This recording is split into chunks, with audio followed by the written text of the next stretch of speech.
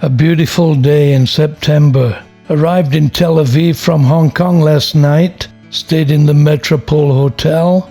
I'm about to spend 2 weeks here, taking a coach tour with some good friends from the UK.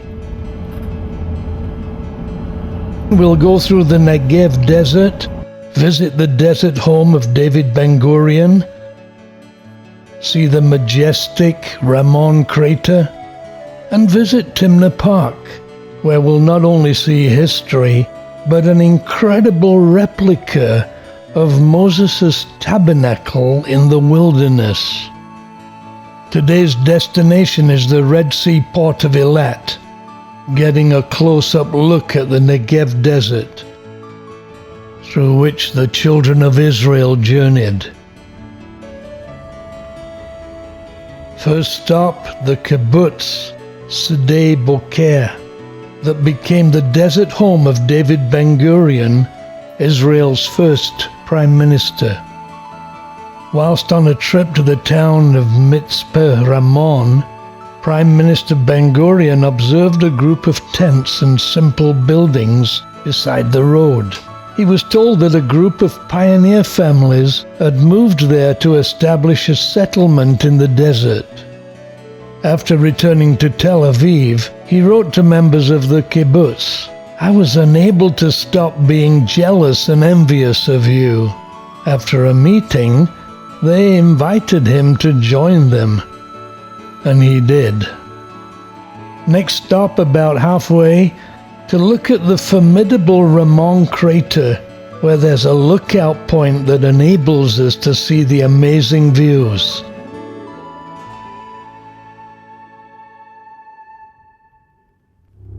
This is indeed a holy site. It's one of the places where the Israelites would have passed, the wilderness of Paran.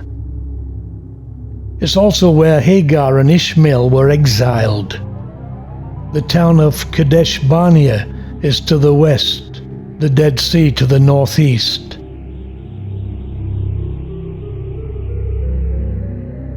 The Ramon crater is actually a box canyon, not formed by a river, but by settling and erosion. The edges clearly seen. The depth is about 500 meters. The red and yellow clay creating a variety of colors. There is said to be only one spring in the whole area. It's quite unlike anything I'd ever seen before.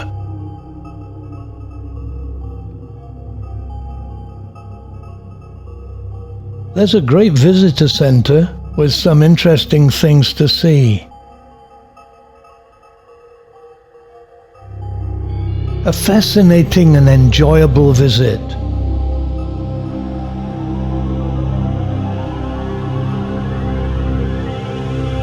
We then headed down to Eilat.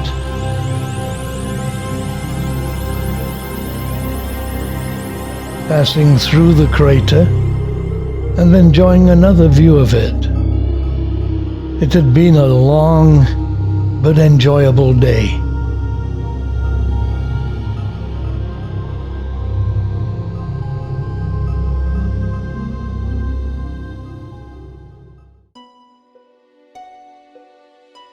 Next morning we backtracked a little. We're visiting the ancient site of Timna, only 15 minutes from Eilat.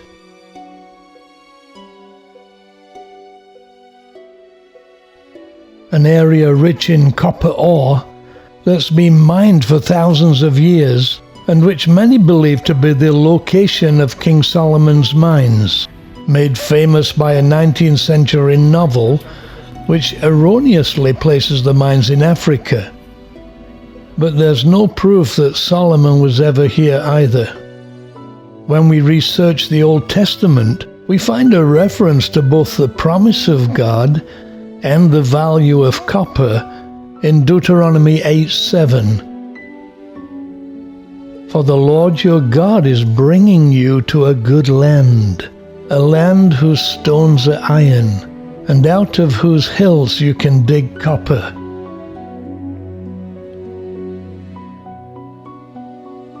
I believe this is malachite, a common copper ore.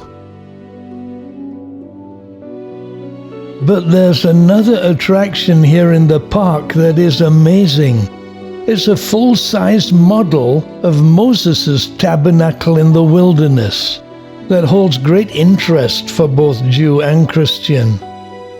Erected in the desert, the creators have taken great pains in an attempt to faithfully replicate the tabernacle.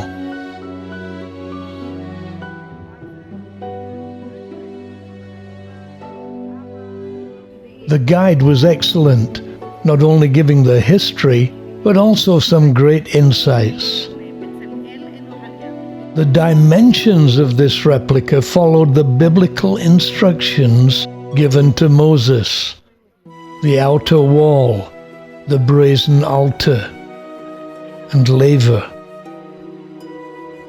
The tabernacle itself being created in the dimensions and colors specified to Moses, though not the exact materials. It's gold paint. To be in this location and hear the guide describe it was special. I was impressed that though our guide was Jewish, she also explained aspects of the tabernacle that were of interest to Christians. The outer court layout and the furniture inside have great significance. Inside is immaculate. The table of showbread, the golden lampstand, the golden altar of incense,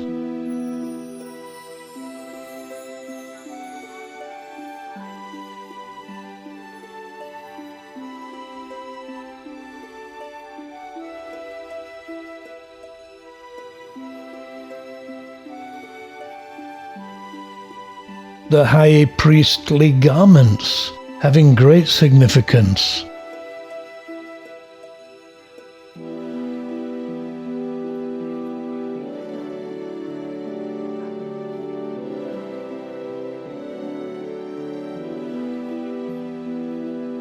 We even get to see inside the Holy of Holies, the Ark of the Covenant.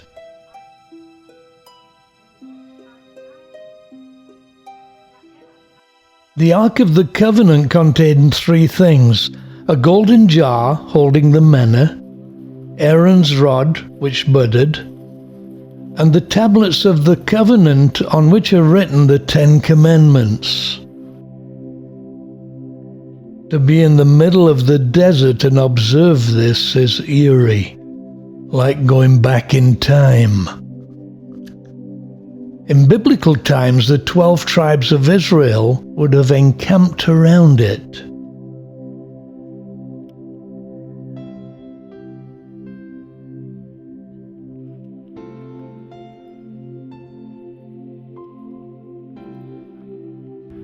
From there we went over to another part of the site where the so-called Solomon's Pillars are to be found.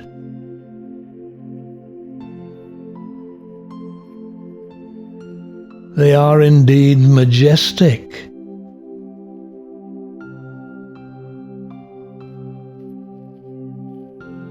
The wilderness is home to many acacia bushes, which some believe to be a type of the burning bush. Clearly, the site was used millennia ago.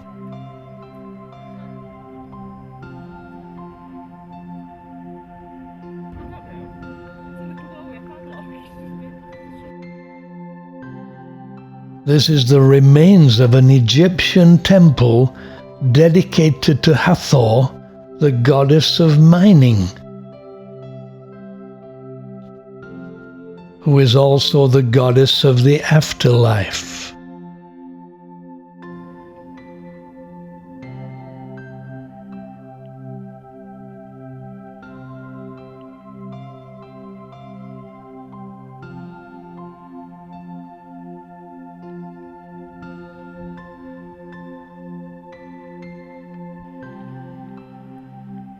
It's been a fascinating visit, being able to experience truly ancient history, and not least seeing the tabernacle replica.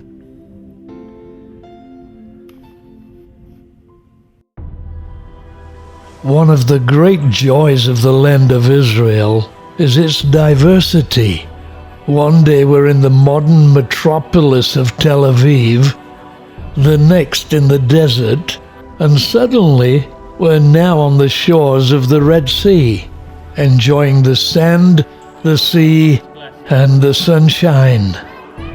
And in the case of this splendid city, the aquatic life, be it at the Eilat Coral Beach Nature Reserve or the extraordinary underwater observatory park, a chance to see what lies beneath. Colorful. The fish are not in a tank, we are. Thus we observe the fish in their natural habitat. These creatures are actually swimming around us in the sea.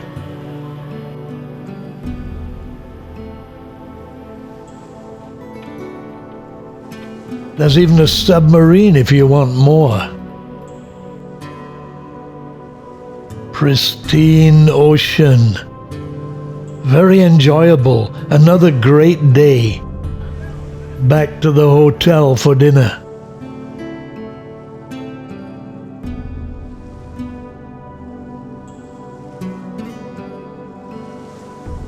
Next day will be special. We'll explore the Red Sea.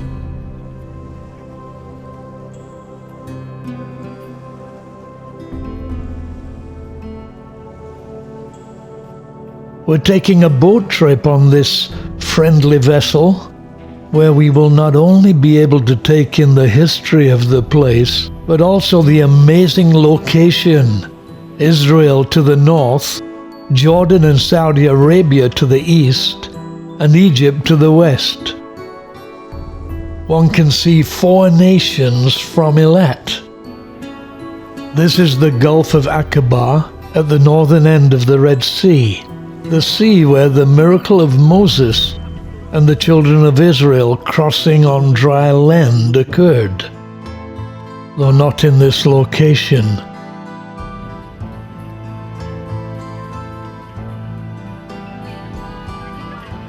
Before us, the hills of Jordan and Saudi Arabia. Behind us, Eilat, where the Bible says King Solomon built a fleet of ships. It's also where the people of Judah took Uzziah, who was 16 years old, and made him king in the room of his father Amaziah. He rebuilt Eilat and restored it to Judah after his father's death. In addition to soaking in geography and history, so to speak, we also soaked in the ambience of the place.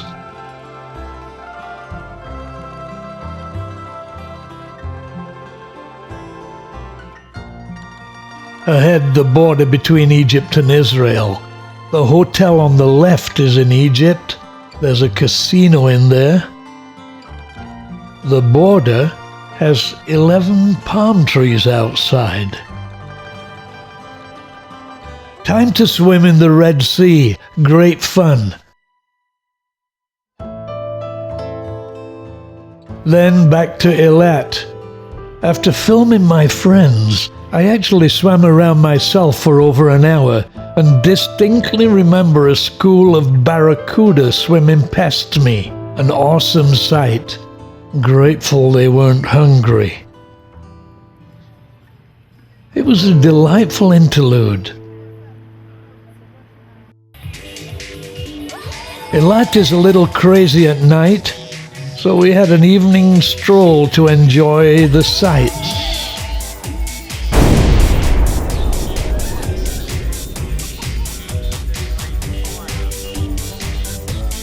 I resisted the temptation to fly. I was afraid I might lose something on the way up.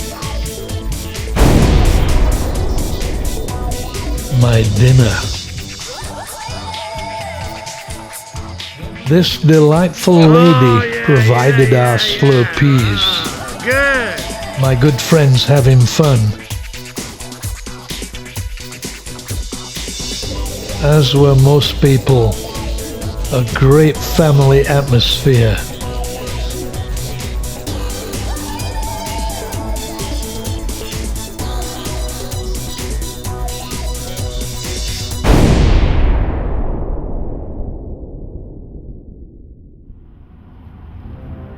We've left Eilat and are on our way to legendary Masada, the fortress, an ancient fortification in the Negev desert, overlooking the Dead Sea that rises over 1,000 feet from the surrounding land and is one of Israel's most popular tourist attractions, and one which has great significance both in Jewish history and culture.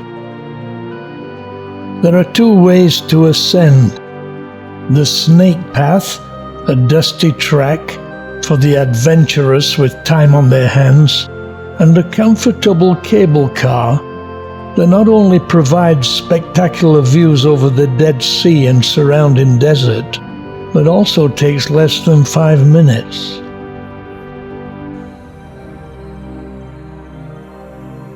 That's the Snake Path below, and clearly it's not very popular.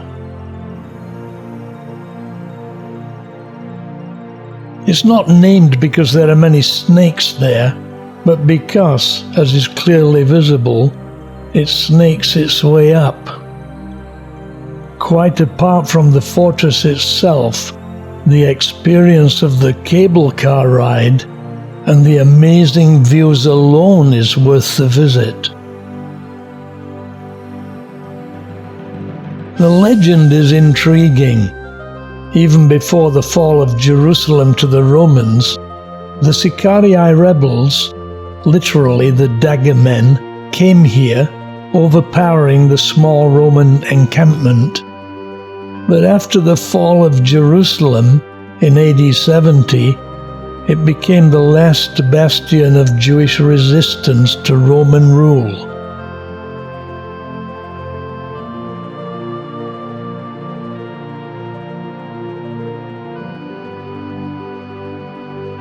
Thus, after Jerusalem fell, the Roman army and an entourage of almost 10,000 came here and surrounded the rebels, their camps still visible.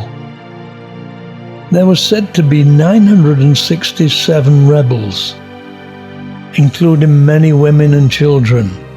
The Romans finally ended the siege by building a siege ramp on the western side where the cliffs were not so high.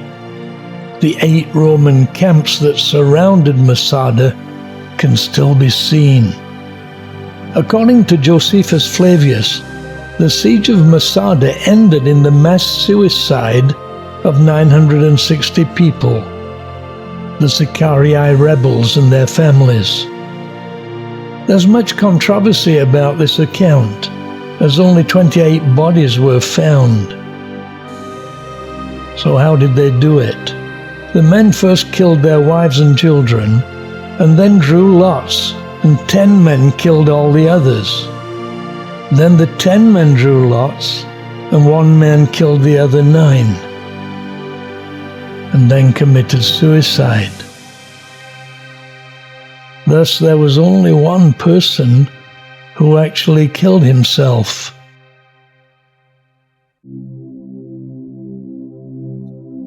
How come there were buildings here to begin with? Well, Masada was the first site which Herod the Great fortified after he gained control of the kingdom. He was apparently neurotic about being killed by his enemies. He began building in 35 BC. The complex was like a small city atop a mountain. Remains can still be seen. Storehouses, bathhouses, all elaborately and intricately decorated. Parts of the decoration amazingly still visible.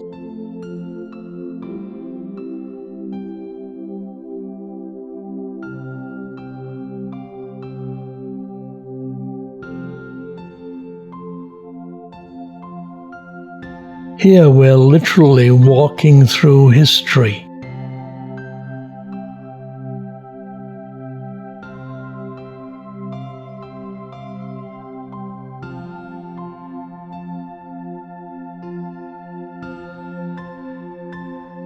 This is the bathhouse or caldarium.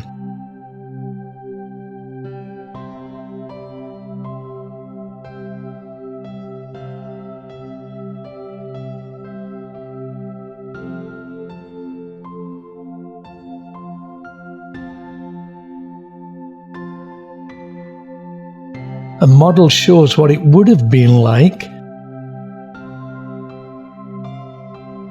but the ruins of it remain 2,000 years old, the paint still on the walls.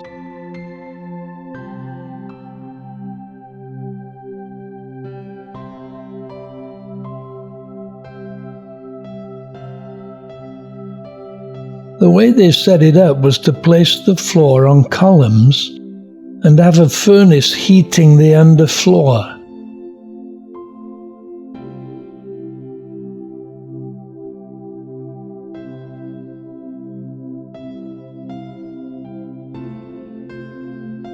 Outside there are many storehouses, as this was a very remote location. A bronze model shows the northern palace.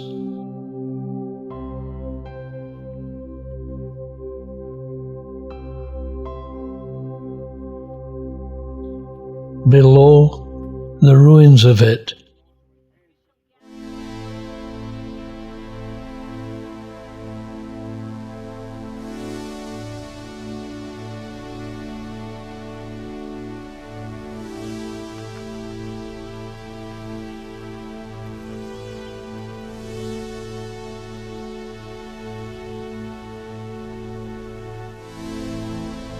The stadium opposite was built for Israel's 40th anniversary, when the main celebration was held here.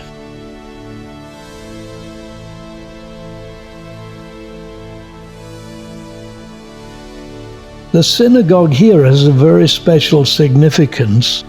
It's said to be the oldest Jewish synagogue in the world. Josephus mentions it in his account of the siege of Masada, which means it actually outlived the temple in Jerusalem by 3 years. These columns would have supported the ceiling.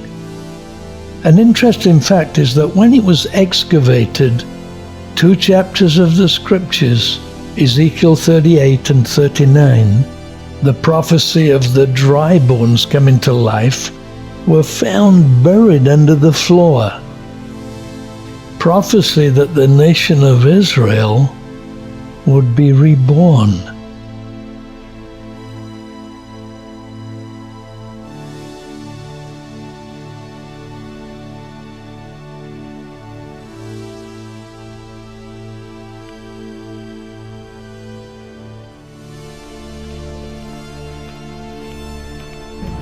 So it's time to move on. Qumran and the Dead Sea await us.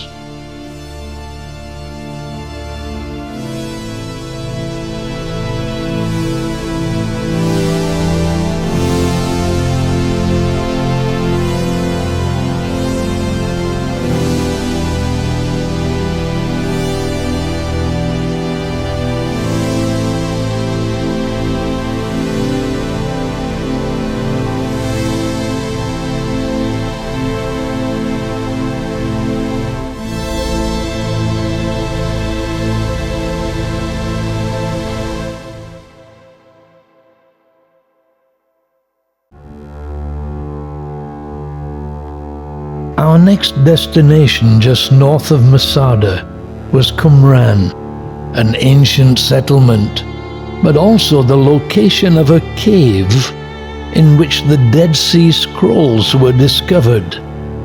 This is the cave.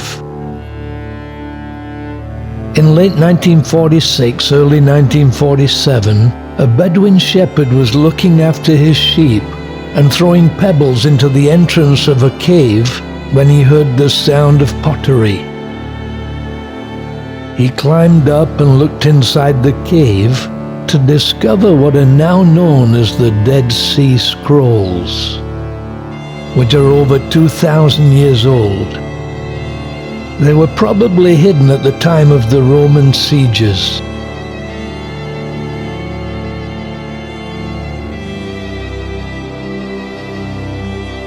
The caves being in close proximity to the settlement. The scrolls are ancient, some dating back to the 3rd century before Christ. They were eventually sold to an antique dealer for 7 Jordanian pounds, at that time $28 US. They are actually priceless and are now housed in the Shrine of the Book in the grounds of the Israel Museum. The remains of the settlement can clearly be seen. It's a popular tourist destination. The dry climate here preserving the ruins. Here the walls of the pottery storeroom and kitchen. Next to it, the refectory where they would dine. And the water cistern. I've actually seen the rain fall on these hills and gush like a torrent down to the Dead Sea. It's been known to wash cars into the sea as it cascades down off the hills. When that happened, the cisterns would be filled. Thus the community were able to survive in this barren desert. The historical and religious significance of the scrolls is because they include the 2nd oldest known surviving manuscripts of books included in both the Hebrew Bible and the Old Testament. This is the scriptorium, where the scrolls would be kept, and some were even found here. The gateway to the scriptorium has stones that resemble those of the temple, though much smaller. The Qumran sect, believed by some to be the Essenes, lived here and diligently studied the books of the Bible and also copied them.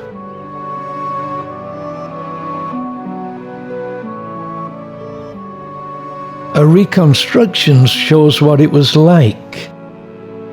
Brick benches and tables were found here.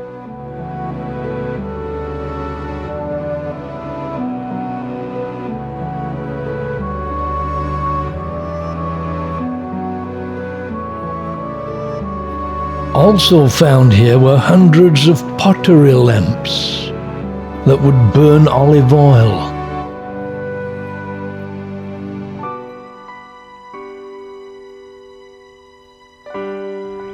Next to it, a ritual bath where they would be ceremoniously cleansed.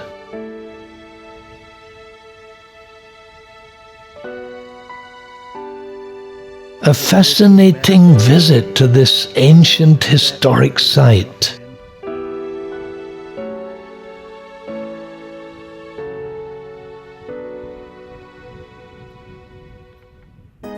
From there we went a couple of miles away to the Dead Sea and the lowest land elevation on Earth at 1,412 feet below sea level. The actual Dead Sea is a further 997 feet deep, though it is receding at a swift rate. It contains a great variety of minerals and is said to be good for the skin, so everyone gets a good coating of mud.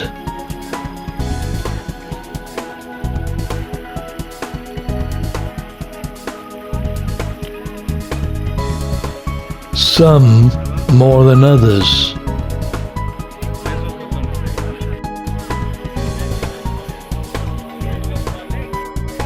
Its salinity is 34.2%, thus making it very easy in which to float. Thus the tourists do their thing, being careful not to put their heads under the water and keeping the water away from eyes and mouth. So everyone had fun. Sometimes people bring a book to read as they float. It's a strange experience. Next stop, Jerusalem.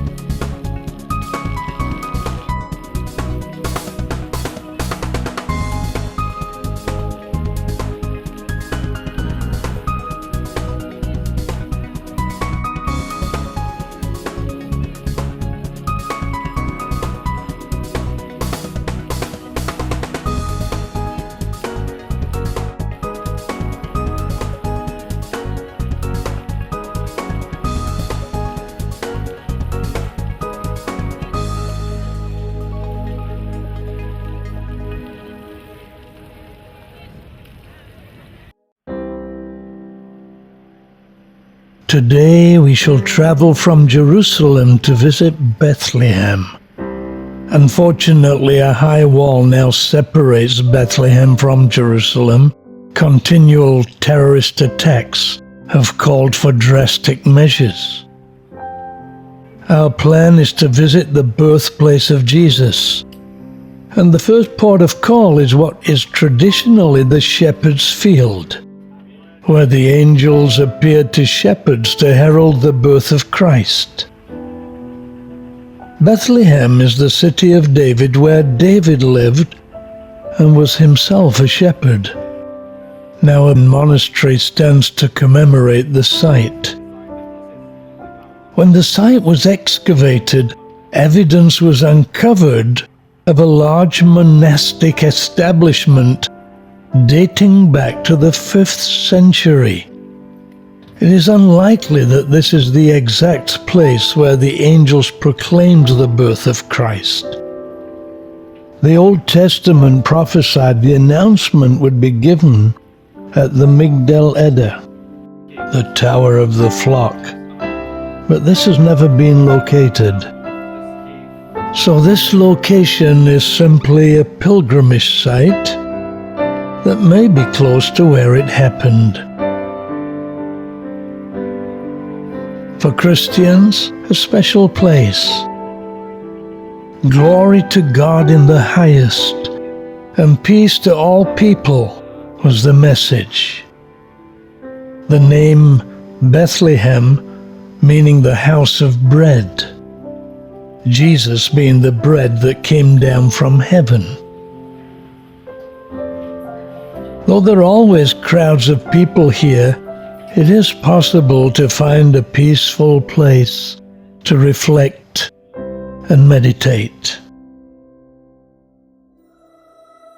So this is where it all started, the first Christmas. The words of the Bible?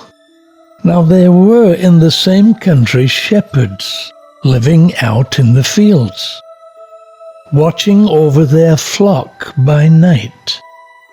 And behold, an angel of the Lord stood before them, and the glory of the Lord shone around them, and they were greatly afraid.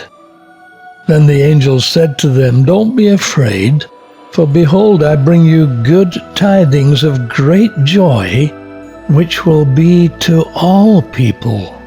For there is born to you this day in the city of David a Savior, who is Christ the Lord." Traditional paintings remind pilgrims of what happened.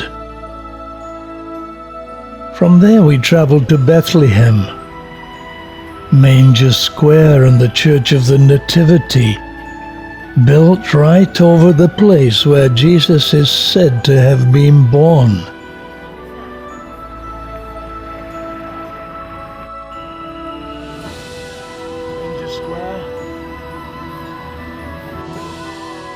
The grotto is the oldest site used as a place of worship in Christianity, and the Basilica is the oldest major church in the Holy Land.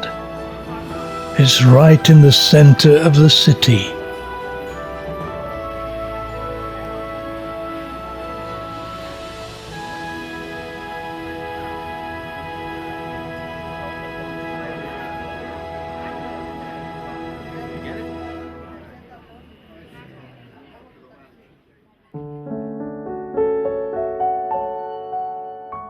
Originally commissioned by Constantine the Great, a short time after his mother Helena's visit to Jerusalem and Bethlehem in 325 and 326. It was dedicated on the 31st of May 339.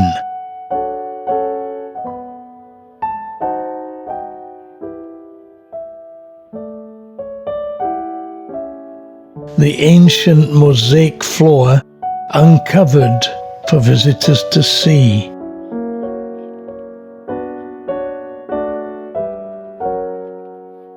The 11th century mosaics on the walls being largely covered in gold.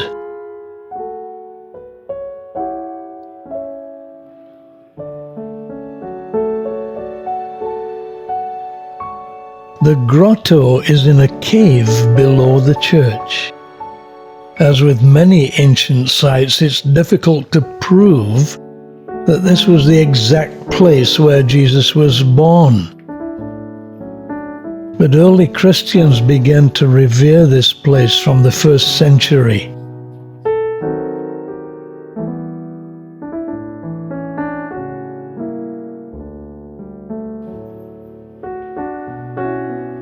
It is indeed a very simple place.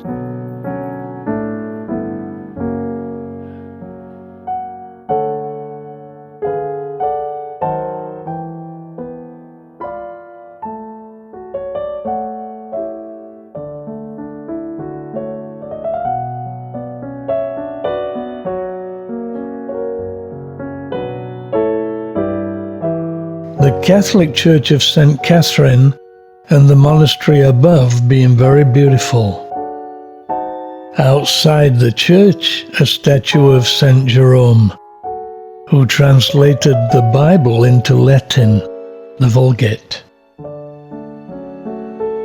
For pilgrims, places like this are places to reflect.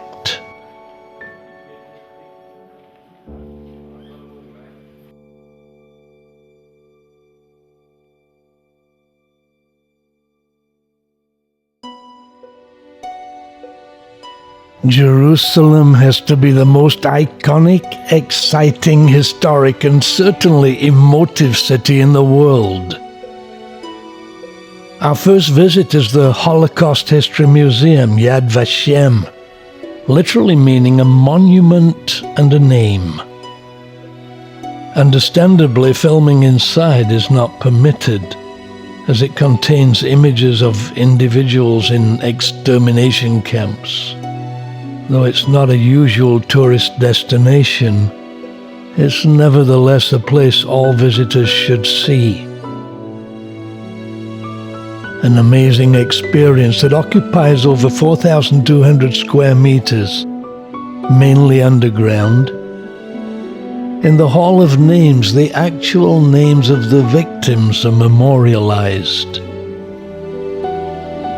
One of Yad Vashem's tasks is to honor non-Jews who risked their lives, liberty, or positions to save Jews during the Holocaust, such as Oskar Schindler, about whom the film Schindler's List was produced.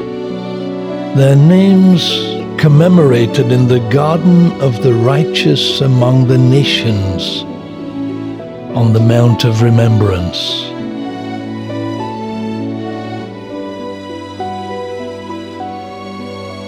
From there we drove to the old city of Jerusalem to be greeted by those ancient walls. And even to this day, this is perhaps the most iconic city in the world, revered by 3 of the major religions, and visited by countless pilgrims over the centuries.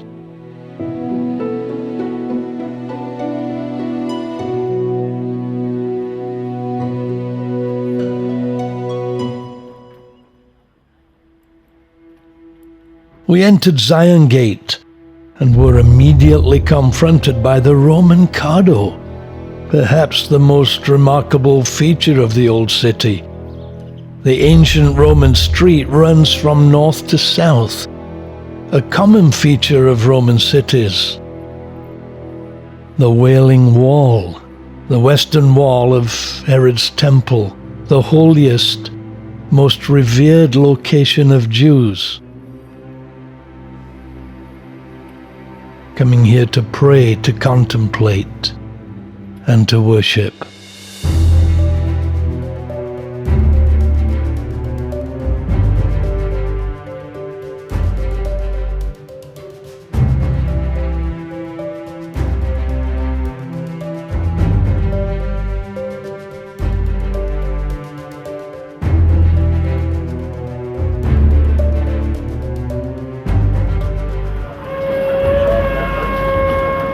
Then a visit to the ancient Temple Mount, where the great temples of Solomon and Herod were situated. Solomon's temple was unique amongst ancient temples in that it did not have idols. Within Solomon's temple, the Holy of Holies, instead of an idol, was the Ark of the Covenant. For the first time, the law of God, not an idol, was enshrined. The first temple was destroyed by Nebuchadnezzar in December 589 BC. The second temple by the Romans in 70 AD. The first Muslims invaded in 636 AD, 4 years after the death of Muhammad. The iconic Dome of the Rock was built in AD 692. The Al-Aqsa Mosque, the farthest mosque, built in 705 AD, making the journey of Muhammad to Jerusalem in 621 AD difficult to understand, as the mosque was not built until after his death.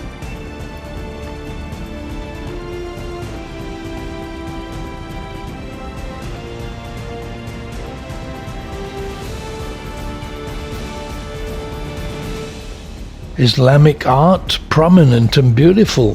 One of the joys of the Holy Land is the amazing weather.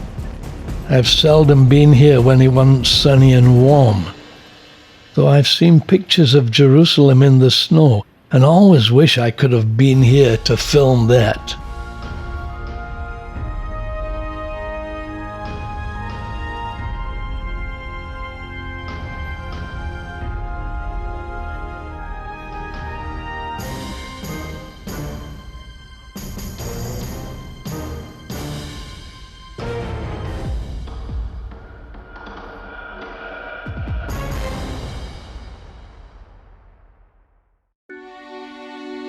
We then walked to St. Stephen's Gate, also called the Sheep Gate, to visit the Pool of Bethesda, a biblical location right in the heart of the old city. It's a Christian site where Jesus healed a sick man. Bethesda means house of mercy.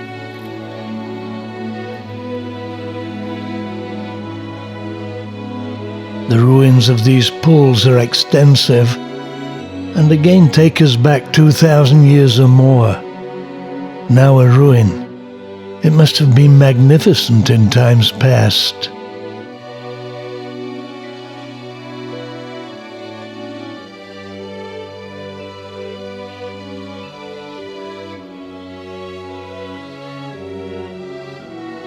According to the Bible, it was a swimming pool with 5 porticos, some of which can still be seen. Jesus healed a sick man here. This is the place where it's said to have happened.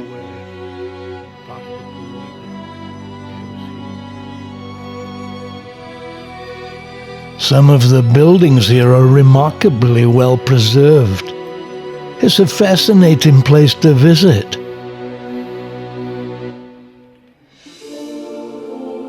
As a historical site, it must be one of the most significant in Jerusalem.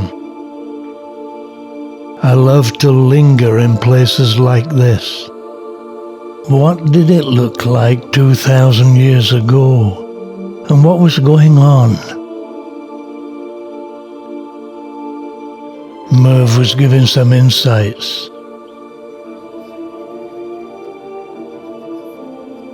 Right next to it is the Church of St. Anne, who was the mother of the Virgin Mary, still a place that pilgrims visit.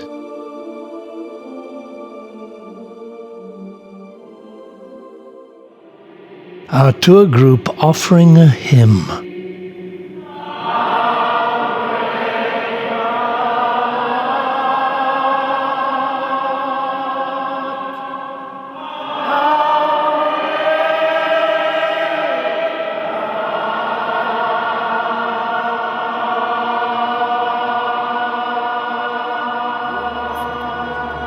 Beautiful singing and very moving. For some reason it was spared when the Muslim invaders arrived. Some say it was because Arab Christians had written an Arabic inscription over the door. Right in the center of the holy city, a piece of history that transported us back in time 2,000 years. A very enjoyable visit.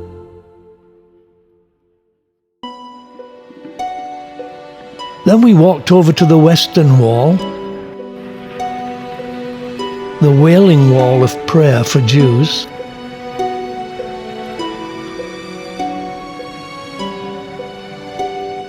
Formerly the Western Wall of Herod's Temple and the most holy site of Jews today.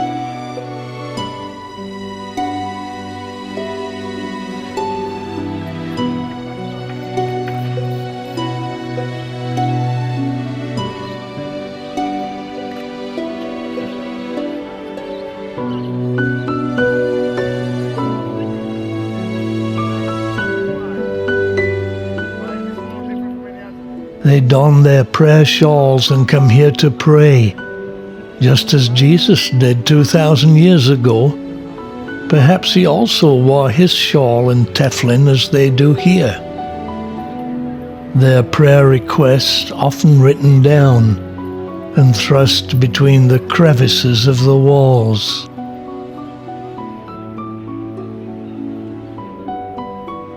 The temple was the place where God dwelt amongst his people in the Holy of Holies.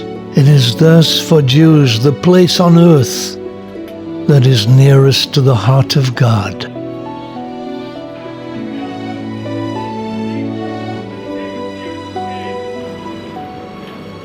Right next to the wall, a synagogue that we visited.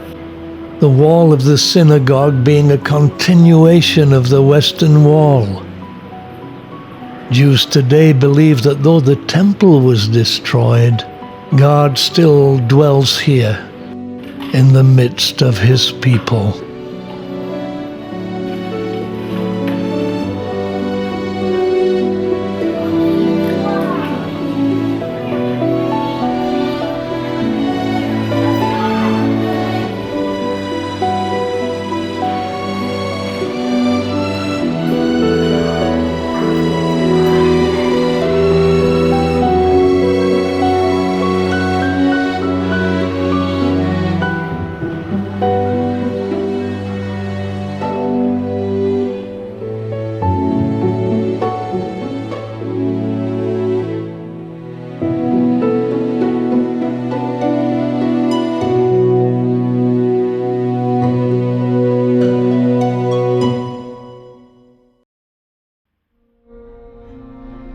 We then walked across to the Jerusalem Archaeological Park that was nearby.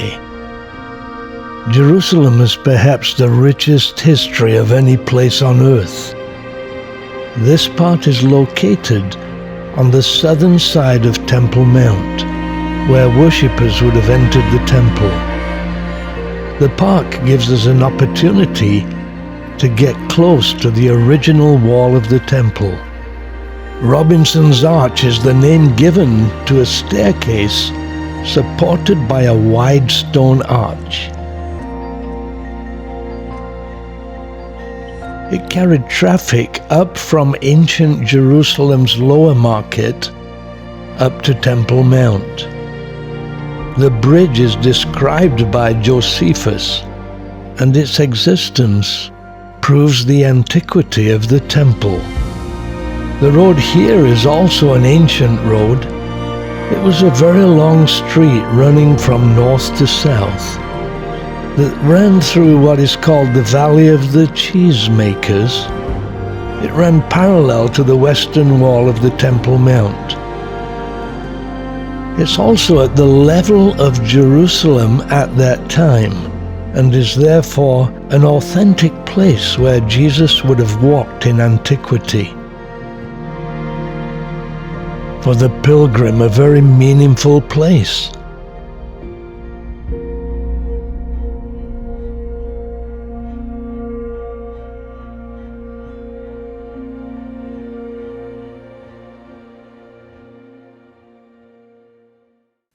This is the southwestern corner of Temple Mount, and here the size of the stones can clearly be seen.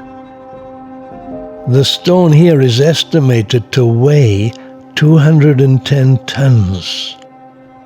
The smallest stone is said to weigh 2.5 tons. A ram's horn, or shofar, was blown as the sun set on Friday afternoon to allow the people to know when the Sabbath begins. The Hebrew here says, "to the place of trumpeting."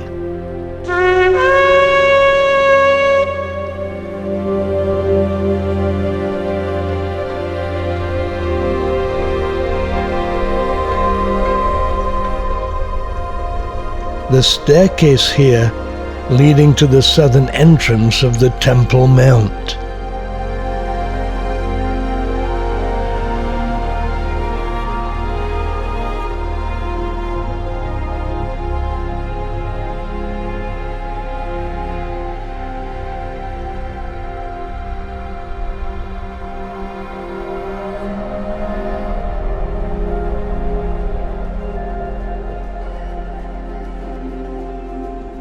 The steps leading to the entrances here, where the Jews would enter the temple. Again, a place where Jesus would have walked as he entered the temple.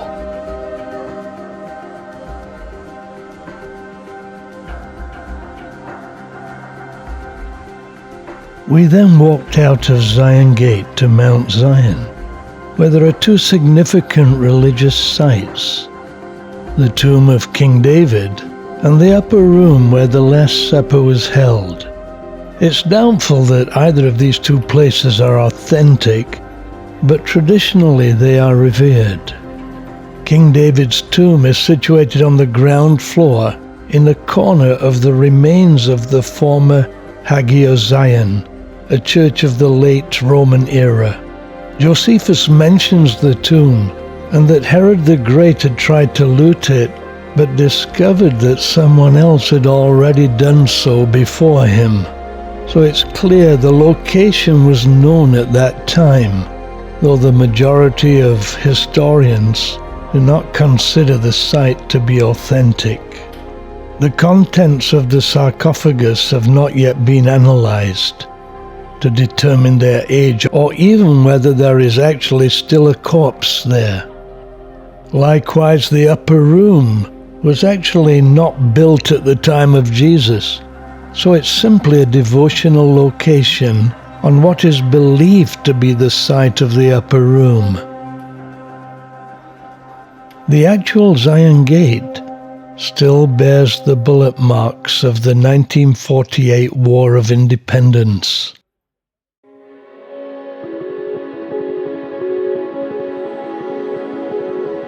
Our next stop was the Jewish Quarter, a beautiful part of Jerusalem, quite unlike the hustle-bustle of the Muslim Quarter. Fewer shops, more a residential area.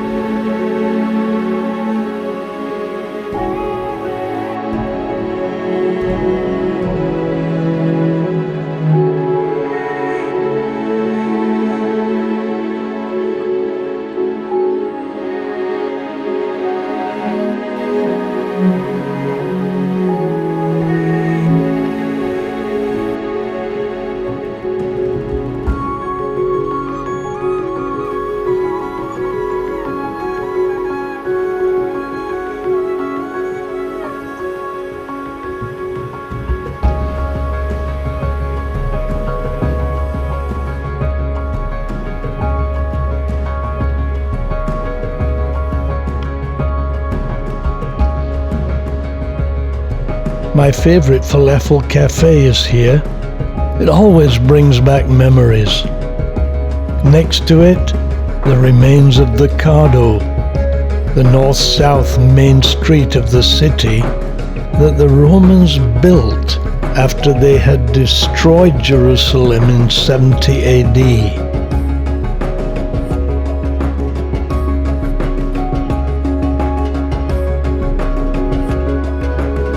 We then get to see the remains of the walls that Nehemiah rebuilt 2,500 years ago, when everybody joined in, and they actually rebuilt it in 52 days, though they are smaller than the walls of today. Next to them, the remains of the Cardo. Next to that, a shopping arcade built over where the Cardo used to be. Clearly, we're still in the Jewish Quarter.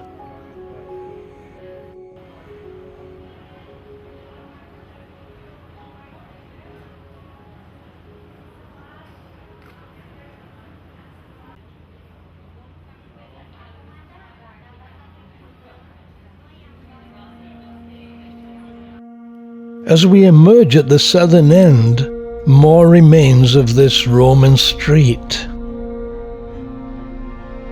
History is ingrained in this city.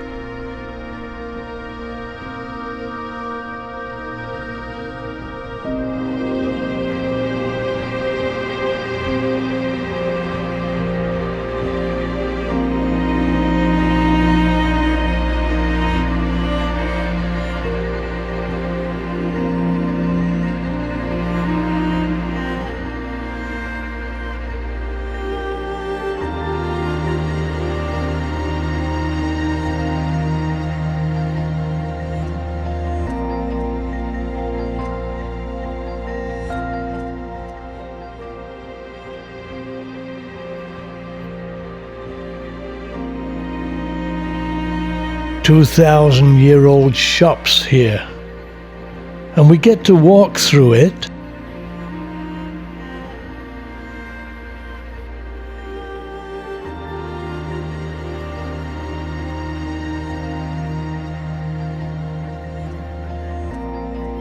The Mount of Olives in the distance, the Seven Arches Hotel, a hillside of Jewish graves. And as we walk to the western wall, a golden menorah, the symbol of Israel, bringing God's light to the nations.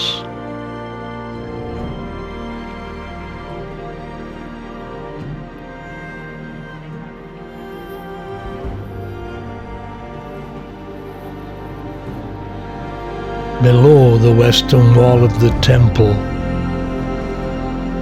and the Islamic Dome of the Rock.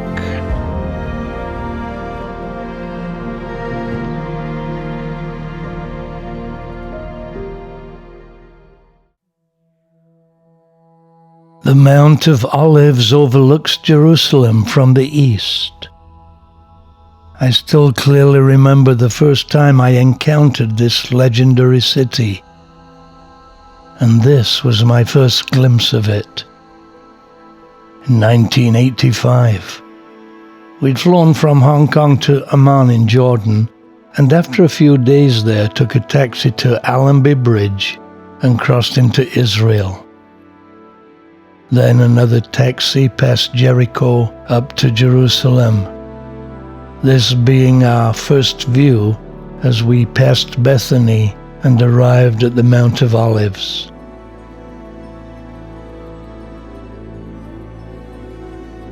It's a fascinating place overlooking the city, and as we arrive, bathed in the morning sunshine, the golden dome of the rock reflecting the sun.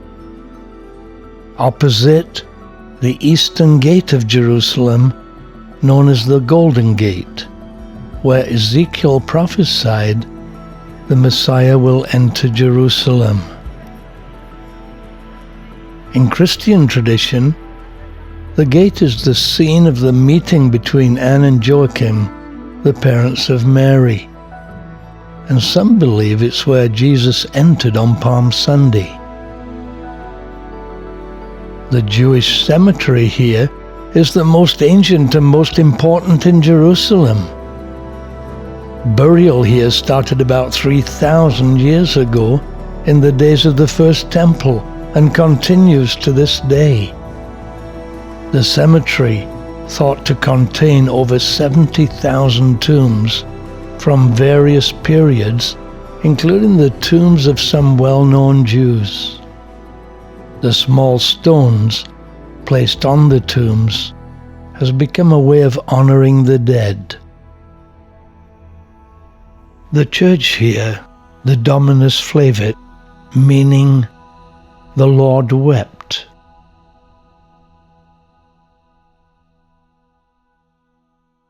It is a reference to Jesus weeping over the plight of Jerusalem, built to resemble a teardrop by the Franciscans. It looks over the old city of Jerusalem, the golden cupolas of the Russian Orthodox Church of Mary Magdalene close by.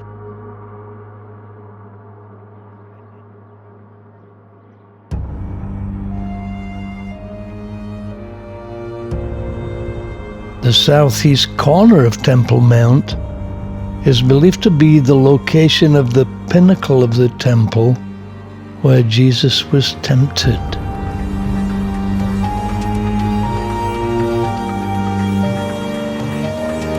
Olive trees still abundant here.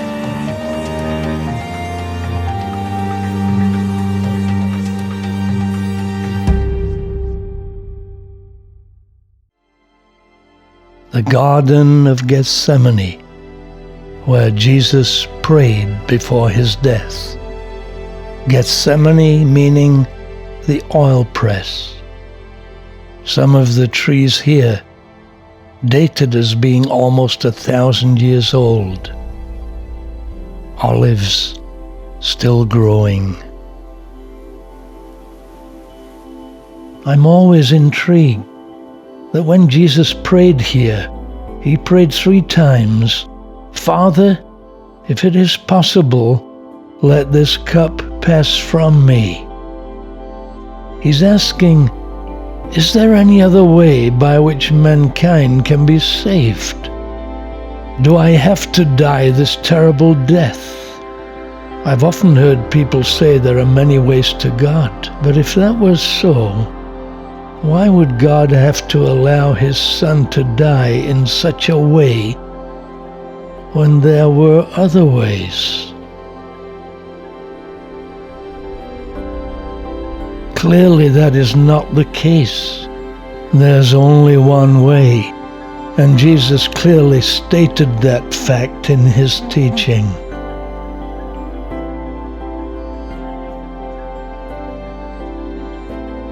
Next time, another beguiling visit, this time to the Church of St. Peter Gallicantu, the crowing cock on Mount Zion, built on the site of the house of Caiaphas, where Jesus spent his last hours before his crucifixion.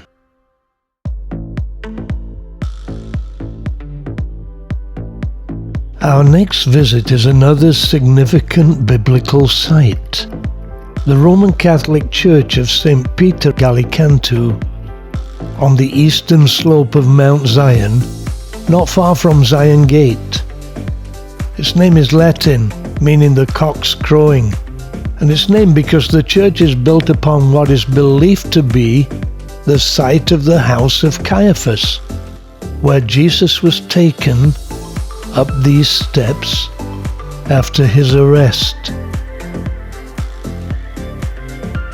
This is the path that connected the old city of Jerusalem to the Mount of Olives, where Jesus was betrayed by Judas Iscariot and arrested. Thus Jesus was taken down into the Kidron Valley and up to the house of Caiaphas, perhaps up these very steps. Is this the true location? The ruins of the tithe vats can be seen from here. Artifacts discovered include a complete set of weights and measures used by the priests in the temple, and a door lintel with the word korban, a sacrificial offering, written in Hebrew. Also, according to the Pilgrim of Bordeaux, who wrote of his journey in 333 AD, quote, "On this side, one goes up to Zion and sees where the house of Caiaphas the priest once stood, and there still stands a column against which Christ was beaten with rods." It's a beautiful church.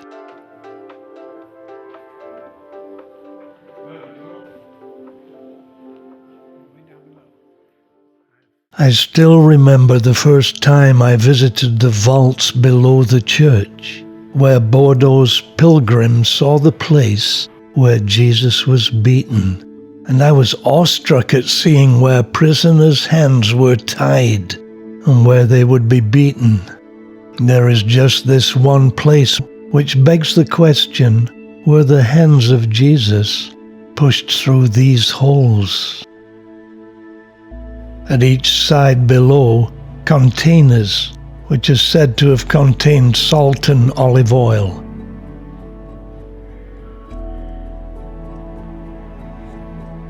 The whole complex hewn out of rock. Then the pit, thought to be where Jesus was detained for the night following his arrest. Now a stairway has been built down into it, known today as Christ's Prison.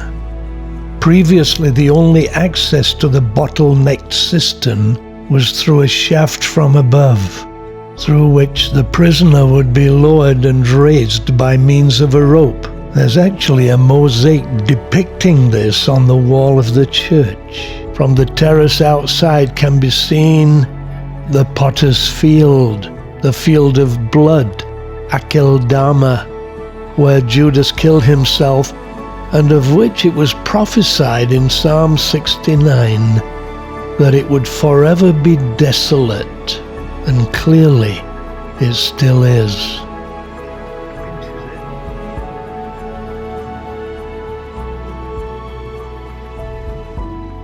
Great views over Temple Mount and the Mount of Olives.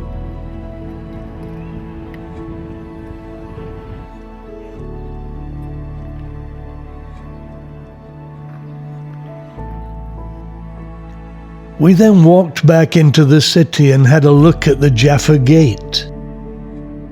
Jerusalem, probably more than any place on earth, having the powerful aura of history and intrigue.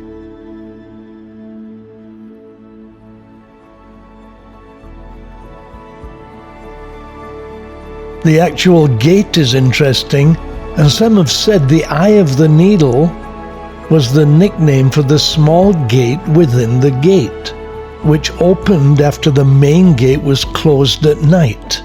When Jesus said it's easier for a camel to go through the eye of a needle than for a rich man to enter the kingdom of God, he was referring to the difficulty encountered trying to get a camel through the smaller gate. All its baggage would have to be removed. And though there's no record of it being called the eye of the needle in Jesus' day, it's nevertheless intriguing, as Jesus always taught using examples from everyday life that illustrated the message. Was it just hyperbole, or is there some truth in it? Jaffa Gate always brings back memories for me, especially our second visit in 1986, when we actually stayed with a friend in the old city near to Christchurch. It has its own charm, beginning with the architecture. Every time I pass here, I fondly remember our time here when the kids were small. It's a strategic place to enter Jerusalem and explore. All 4 quarters of Jerusalem within easy reach.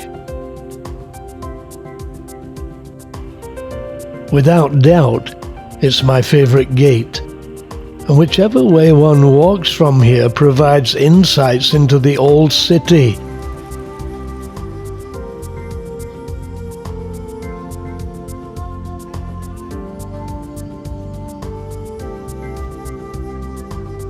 And a fascinating glimpse of life into Jerusalem today.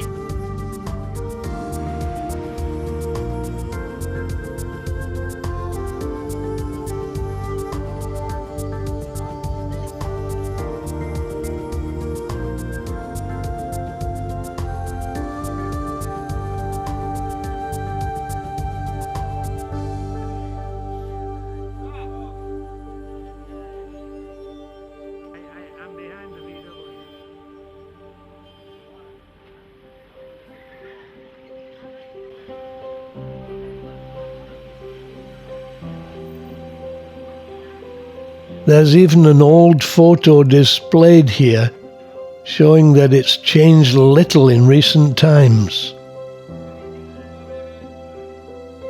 The bookshop at Christchurch was also interesting, with a model of Moses' tabernacle. We were also shown a tunnel that went below the shop and ran underneath the city toward Temple Mount. We then walked through the Armenian Quarter, the tall alleyways and arches unlike any other city that I've seen.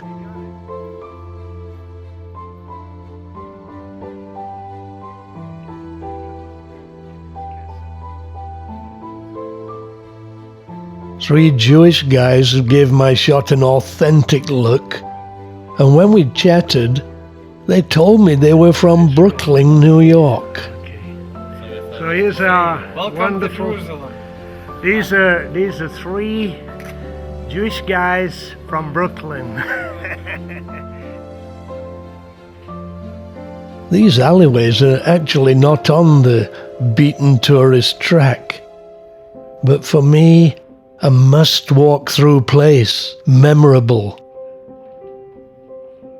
I've walked through here 100 times with the kids when they were little.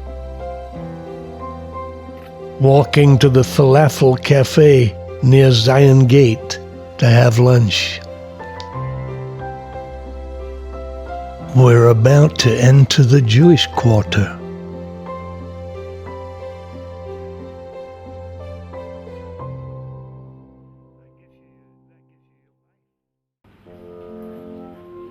Next, the Jewish quarter. You'll notice the music Nabucco or Nebuchadnezzar by Verdi. Chorus of the Hebrew slaves. Beautiful music that reminds us that ever since King David bought the threshing floor of Jerusalem thousands of years ago, enemies have sought to conquer it. Persians, Babylonians, Greeks, Romans, Ottomans, Muslims, and Philistines.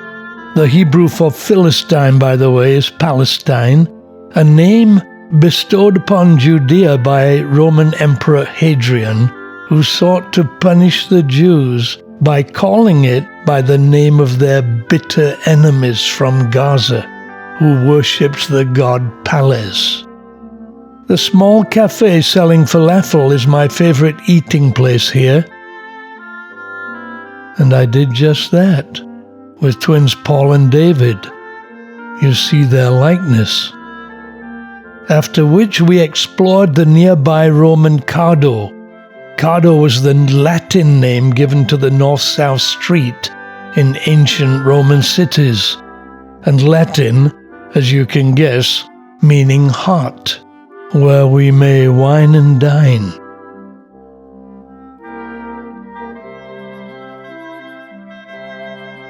It's actually a mix of old and new, the new often resembling the old more than the old resembles the old. The street in part becomes a tunnel with shops either side, mainly of the tourist variety. Well, what do we have here? They're looking into it.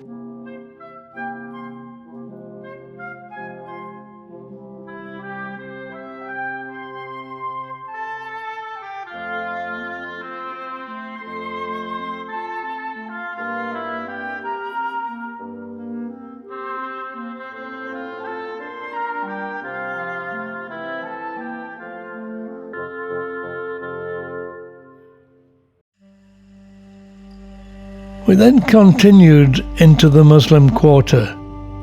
Again, tourist shops predominate. Always an interesting stroll.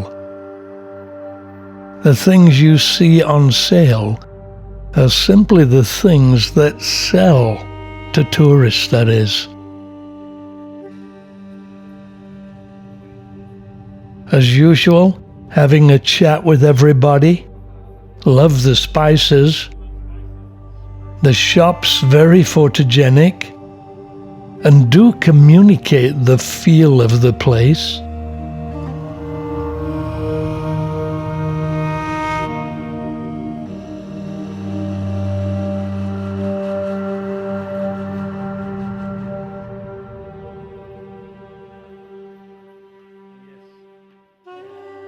Some shops and restaurants clearly dating back centuries.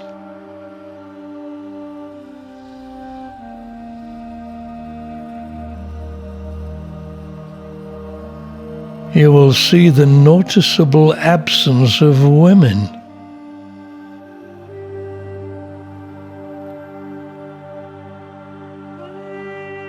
Here the shops mainly manned by men, though some women are shopping.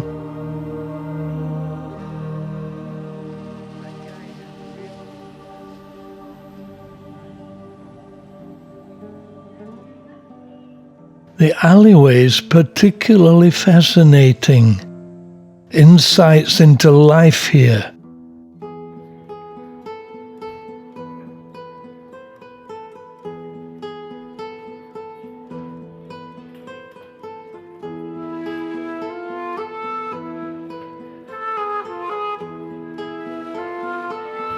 Kids playing.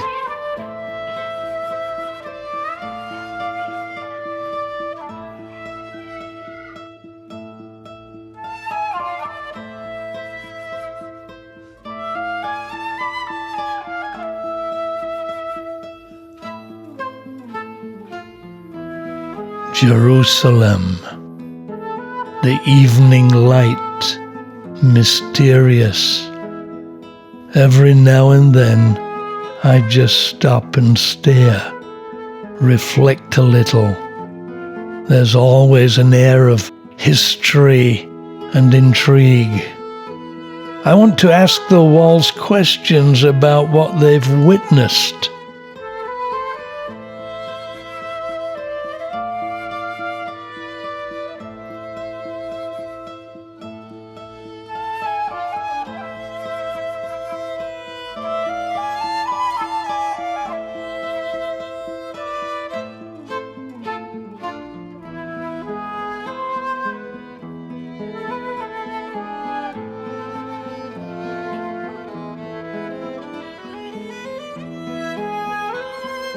Today, diversity, an intriguing mix of life and living. But it's time to have a sit and a coffee. So we now have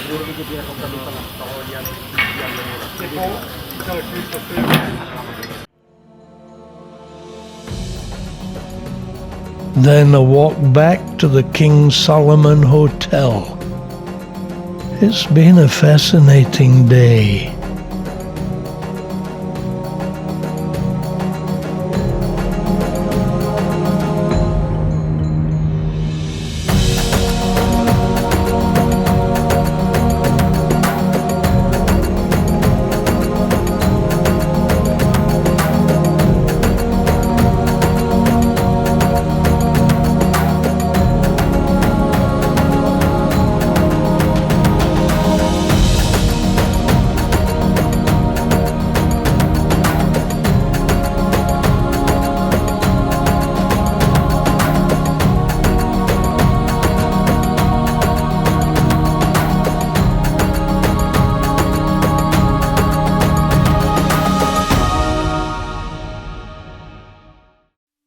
Our journey through history continues with a visit to two amazing sites. The first is the Shrine of the Book, which houses the Dead Sea Scrolls discovered in Qumran by a shepherd boy in late 1946, early 1947. They contain parts of all but one of the books of the Tanakh, the Hebrew Bible, and amazingly the only ancient copy of the Ten Commandments.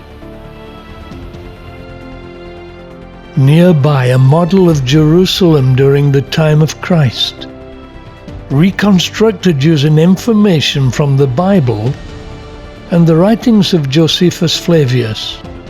It's fascinating and has clearly changed much. It's a 1:50 scale model of Jerusalem in the late Temple period.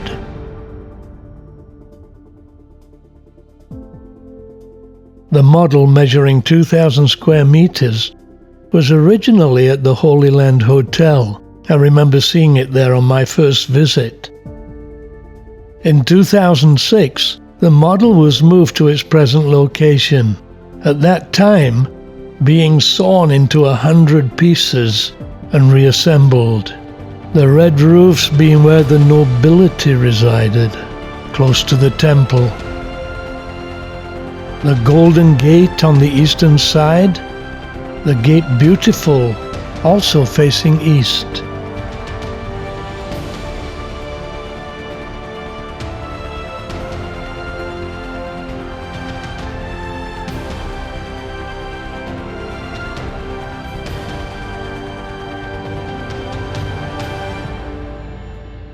Though it's impossible from information available to create a totally authentic model, it is nevertheless fascinating to see.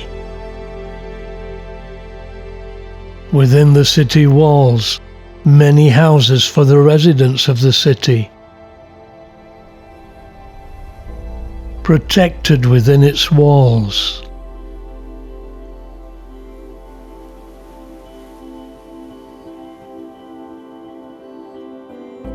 The city of David.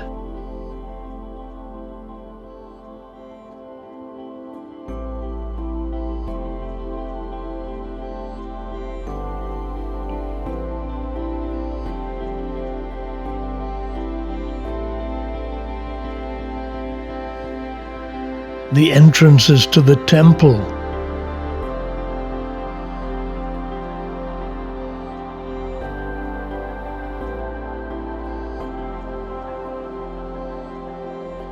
Gates in and out.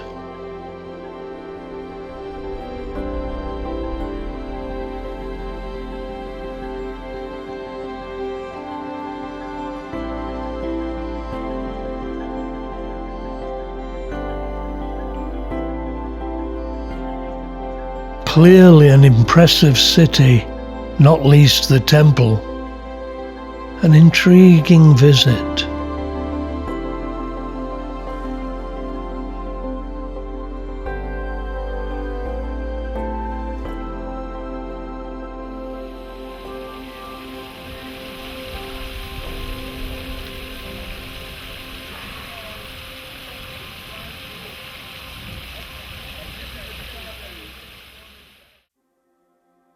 One of the most important sites for Christians in Jerusalem is the Garden Tomb.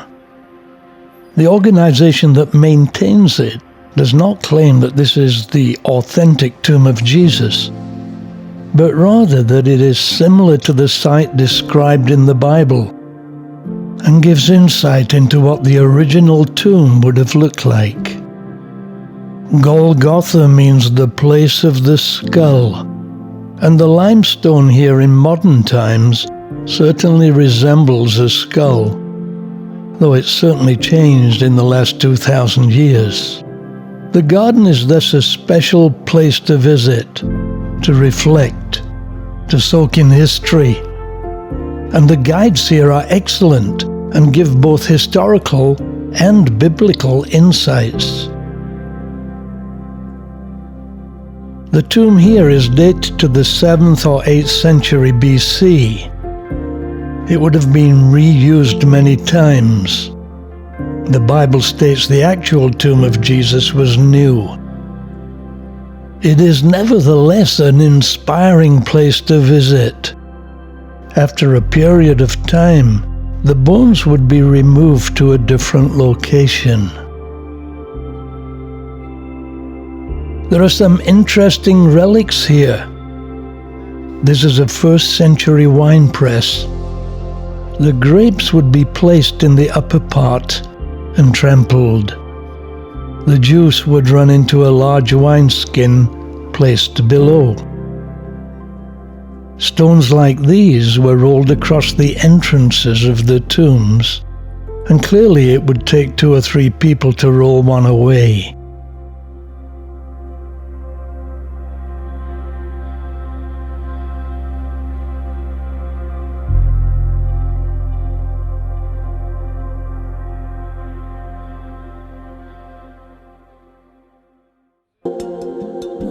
I then got the opportunity to survey Jerusalem from above.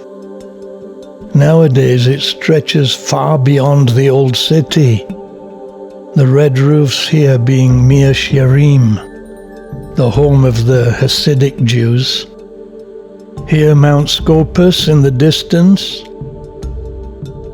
and in the distance here, the hills of Bethlehem.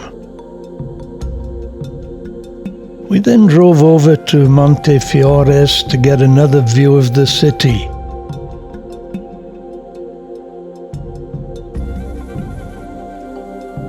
This time overlooking the Jaffa Gate and the Citadel of David.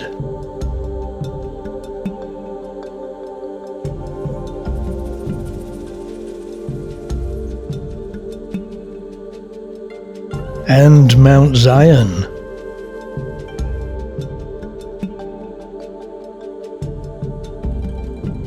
The old Intercontinental Hotel, now the 7 Arches on the Mount of Olives.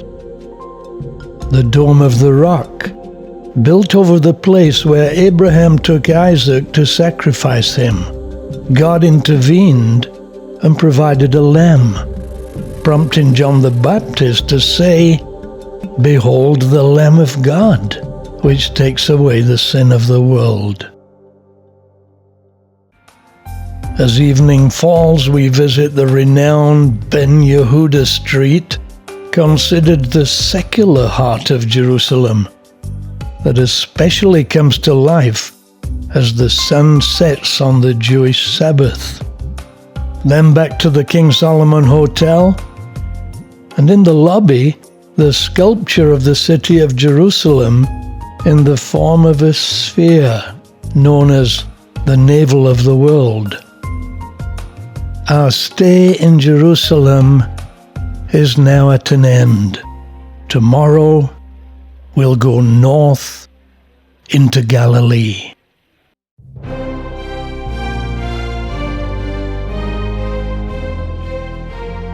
Leaving Jerusalem on our way to Bet Shean in the Galilee, traveling the road from Jerusalem to Jericho to begin with,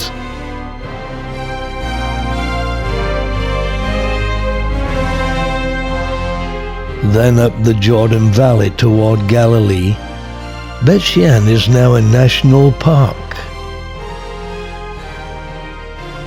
When we arrive and look over the ruins, I'm indeed taken back 2,000 years.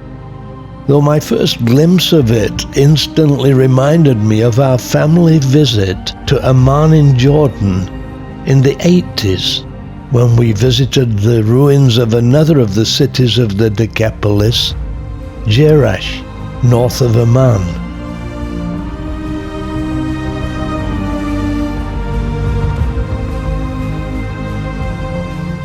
The model at the entrance showing what it would have looked like in its prime.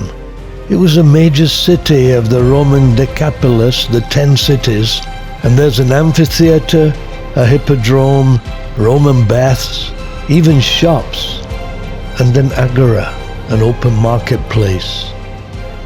The restoration is impressive, and it's a pleasure to walk around, soaking in history.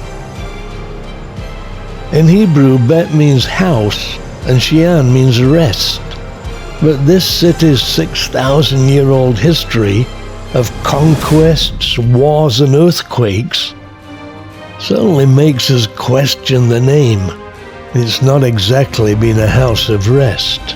Not only is this a Roman historical site, but it also featured in biblical history. In the year 1004 BC, at nearby Mount Gilboa, the Philistines attacked Israel, and King Saul, together with 3 of his sons, died in battle. Then, according to the Bible in 1 Samuel 31, they fastened his body to the wall of Bet Shean on top of this tell. It was part of Manasseh's share of the land during Joshua's time. The location is ideal for a city, with all important springs nearby and also the River Jordan to the east. Located along the famous trade route, the Via Maris, and only 17 miles from the Sea of Galilee.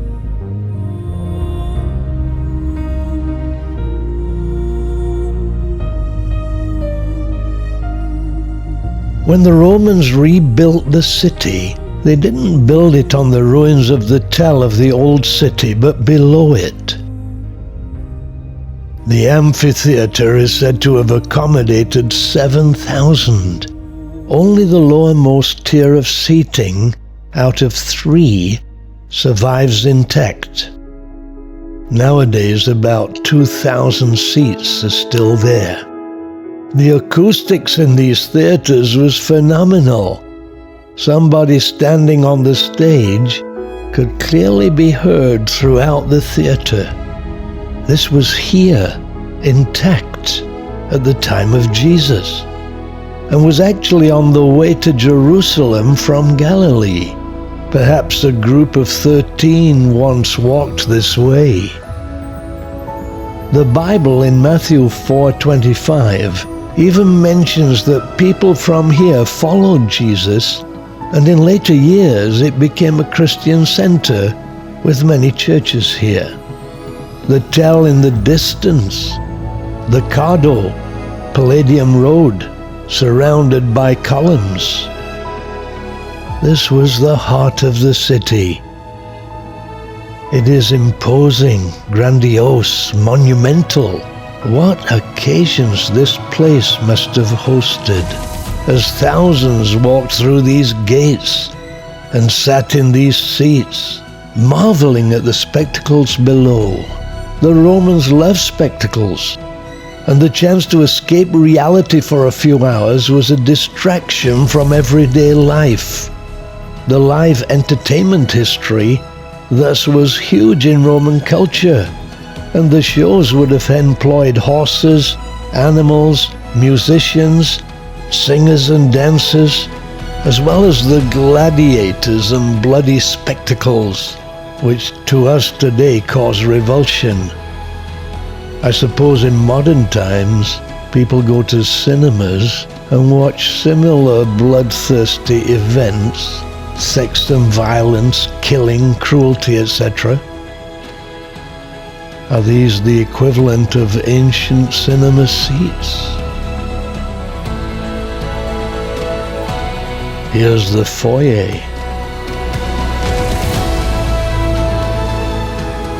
Elaborate, striking architecture and spectacles was also Rome's way of showing off to their conquered regions how advanced and civilized they were.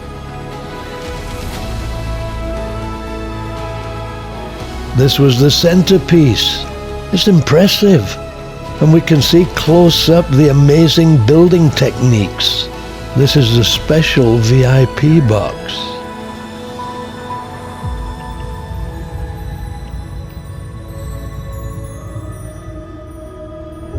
We then strolled up the Cardo, a name derived from Greek cardia, the heart.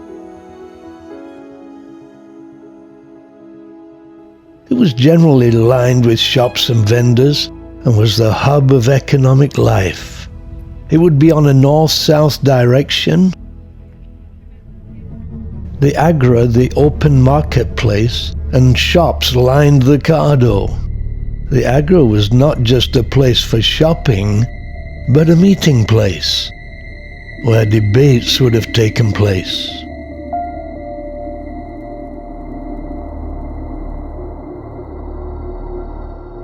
Though destroyed by an earthquake in the 8th century, it's slowly being restored.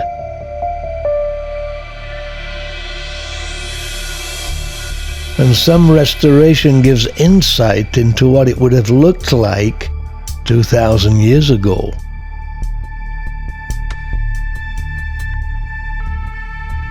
So we walked up the Cardo, the marketplace alongside. These are the remains of the shops. High Street Bet Shean.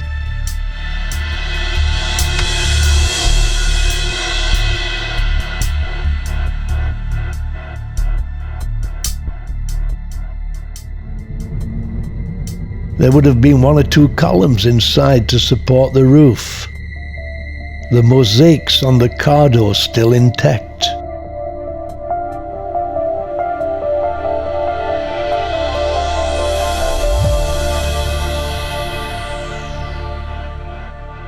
More shops.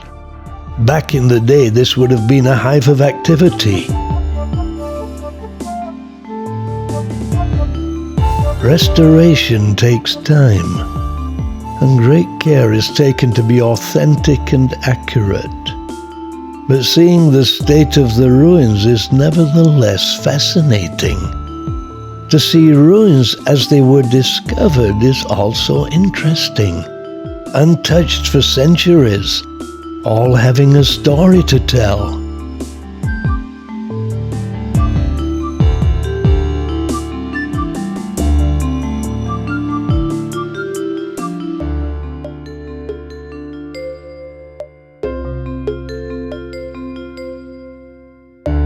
Here perhaps some storage vats. I wonder what they contained. The bathhouse. The bathhouse was not just a place for bathing, but socializing as well. The water would be heated by fire and then channeled into the caldarium, the hot bathing room. A wooden floor would be laid above these supports, and the steam would rise into the room. When asked by a foreigner why he bathed once a day, a Roman emperor is said to have replied, "Because I don't have time to bathe twice a day." Cartoons here depict life in the bathhouse. It was a place to chat and discuss. But political views and ideas were also shared. One could get a manicure and a haircut, even a massage. Many accessories were discovered here. Nearby, some interesting mosaics.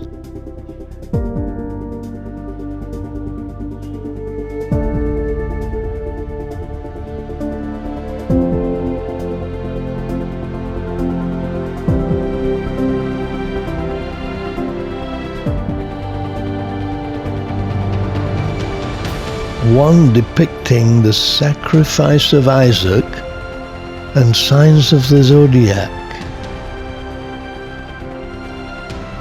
The synagogue here is recognized as a Samaritan synagogue because of the mosaic. Indeed, an intriguing visit.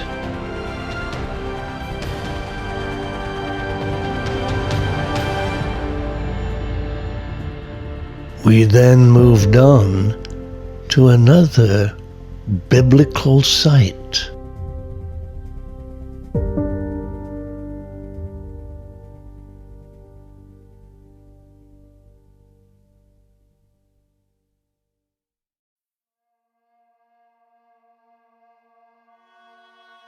We then continued north on the slopes of Mount Gilboa and encounter the largest swimming pool in Israel that is fed by a spring that flows out of a cave, Ein Harod. Peaceful today, but in former times known as a battlefield and the location of one of the Bible's most well-known battles, that of Gideon and his strange army in an event that happened more than 3,000 years ago. This is the stream where Gideon chose his 300 warriors to battle the Midianites.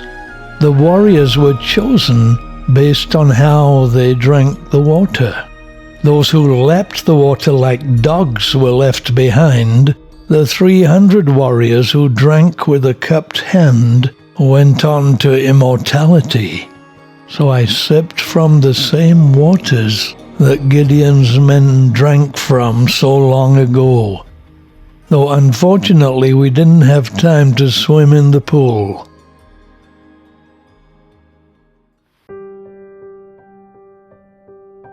Then on to Galilee, overlooking the Jezreel Valley, another location where biblical events took place and where the final battle of Armageddon will happen. A beautiful fertile valley through which the Jordan River flows.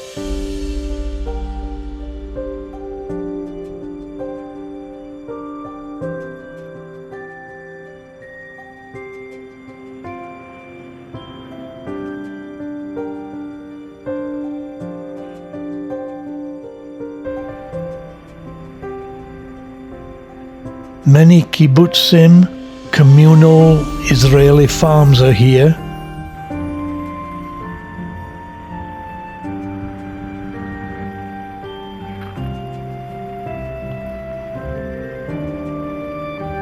Beyond the lake, the Golan Heights, and beyond that is Syria.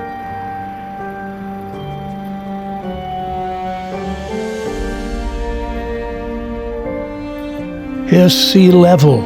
Galilee is 216 meters below sea level, 709 feet, the lowest freshwater lake on Earth and the second lowest lake in the world after the saltwater Dead Sea. Soon arriving in Tiberias, in the beginning considered as a pagan and unclean city. It was built as a resort for the Roman aristocracy, and Jesus avoided this town. We then arrived at the Ron Beach Hotel, and I had a great room overlooking Galilee, my home for the next few days. Next morning we're off north to the ancient city of Dan, along the shores of Galilee. A city from the time of Jeroboam in the 9th century BC. 3,700 years ago it was a Canaanite city called Laish, at the foot of Mount Hermon.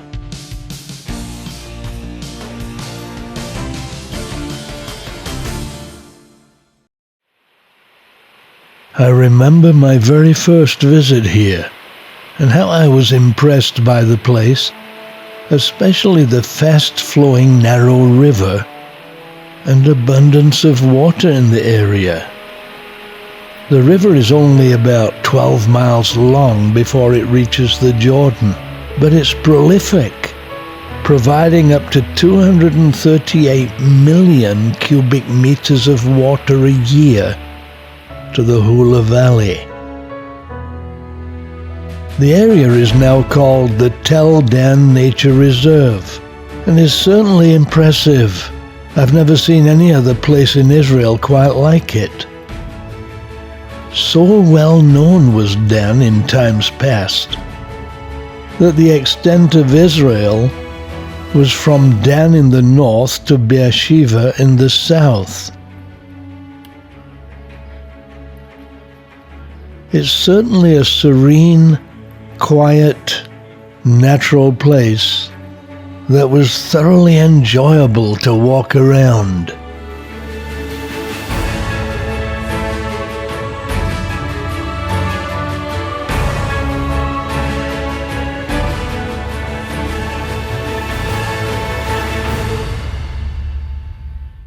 A remarkable thing is that the city walls, gates, and some other ruins are still recognizable. The tribe of Dan came here to fight against what was called Leshem. Dan meaning to judge, but later King Rehoboam strayed from worshipping God and made 2 golden calves, one in Bethel and the other here in Dan. It was a political move to stay in power. Here an altar is still intact. This is one of the gates to the city. The gates of the city were where leaders met and made their plans, which helps us to understand the phrase, "The gates of hell shall not prevail." The gates of hell being where the plans of the devil are made. Here's the king's throne in the gate.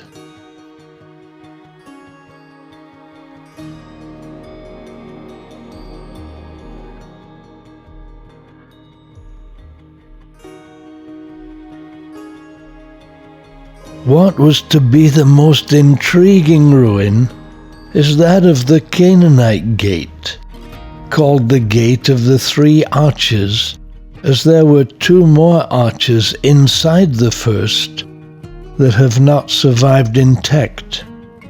The original arch is still clear. This is one of the oldest gates ever discovered and may well be the gate described in Genesis 14:14 in the Bible, where it states, "Now when Abram heard that his brother was taken captive, he armed his 318 trained servants, who were born in his own house, and went in pursuit as far as Dan." Some have speculated that Abraham would thus have walked through this gate, as it was already built at that time, and it's come to be known as Abraham's Gate. In the Holy Land, we get used to walking in some places and told Jesus would have walked there. But here, it's possible that Abraham walked. I have to say, that's a wow moment. Abraham walked through this gate.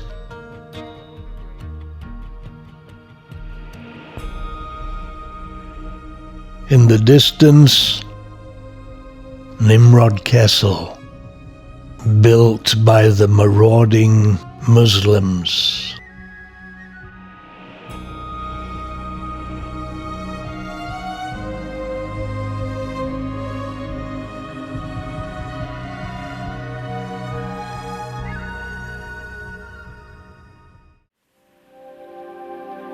Next stop, about 5 miles from Dan, is Banias, the Caesarea Philippi of the Bible, about 25 miles north of the Sea of Galilee, and at the base of Mount Hermon.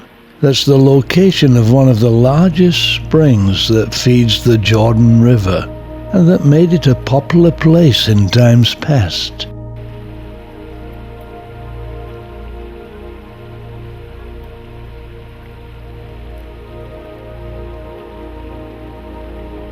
Many temples were built here in the Hellenistic and Roman periods, and at that time it was named Panias after the Greek god Pan, who was worshipped here.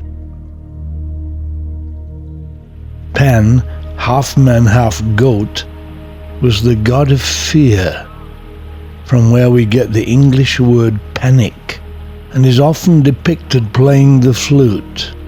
His father was Hermes.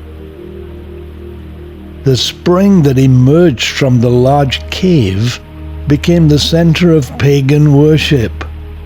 It still flows out.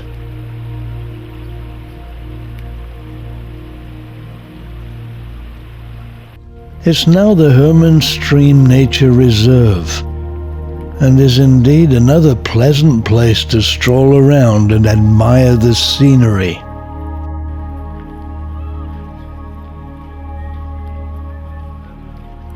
The niches that held their gods still here.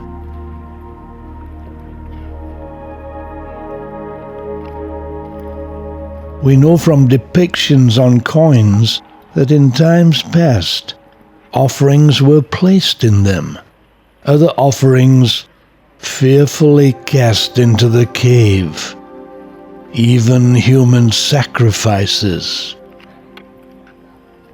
Today it's a popular tourist destination, mainly because of its Christian significance.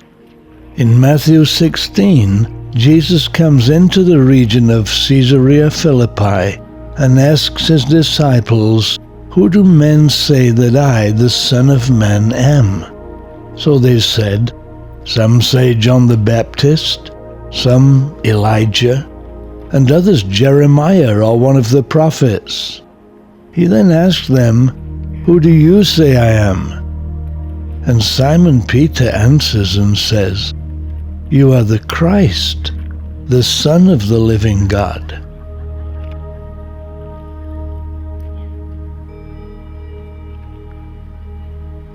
Perhaps they're sitting here having a drink when it happened. It is thus a place for Christians to reflect. My friend David doing just that.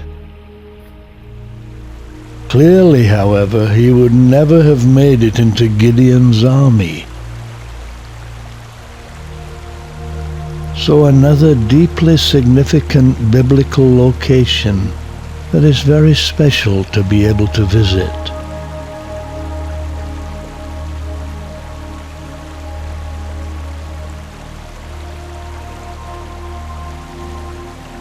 So on we go. Next stop, the Golan Heights.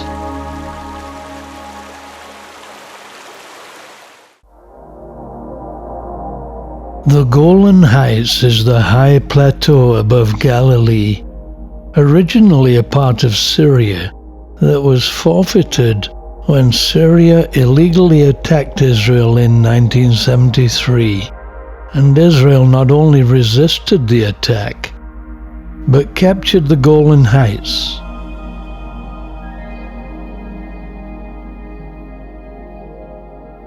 Unfortunately, many mines illegally deployed by the Syrian army remain active. Syria showing little respect for both international law and human life. There have been 108 fatalities as a result.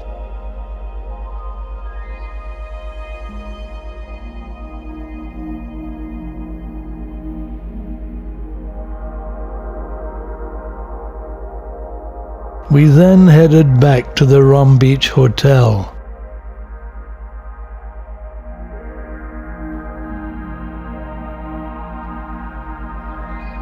Many times I've stated my love for this hotel. It's undoubtedly my favorite hotel in all the world.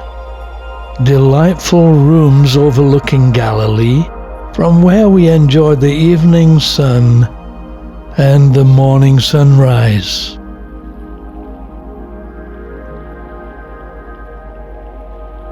Sit on an artificial beach and take in the amazing scene. Soak in history. Enjoy the sights.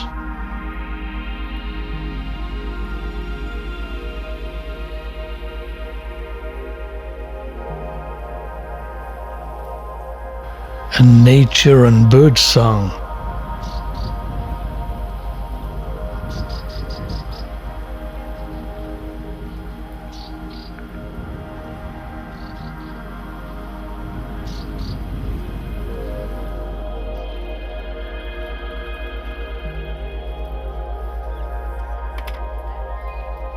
And have fun with members of our tour group whose likeness to the ancestors of evolutionists clearly seen as we relax after another excellent Ron Beach dinner.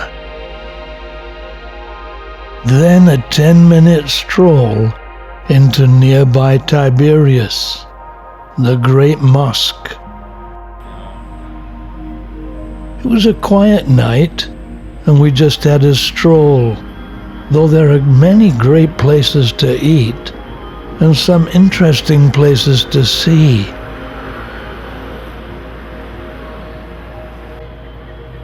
A few tourist shops open.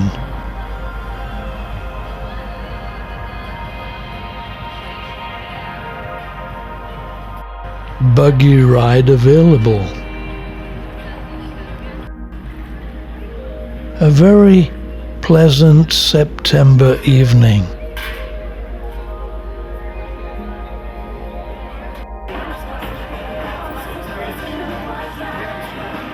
You gotta move, it's a movie. So we had a drink and looked around the shops. After a day's sightseeing, it's always good to enjoy a relaxing evening.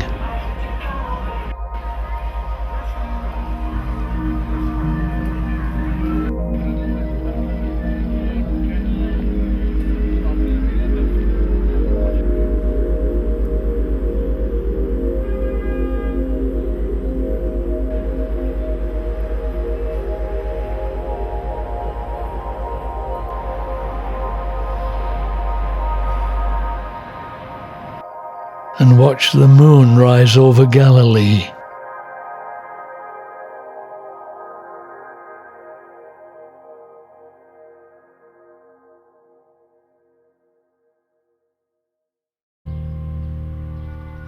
The sun has just emerged on another peaceful day in the Galilee.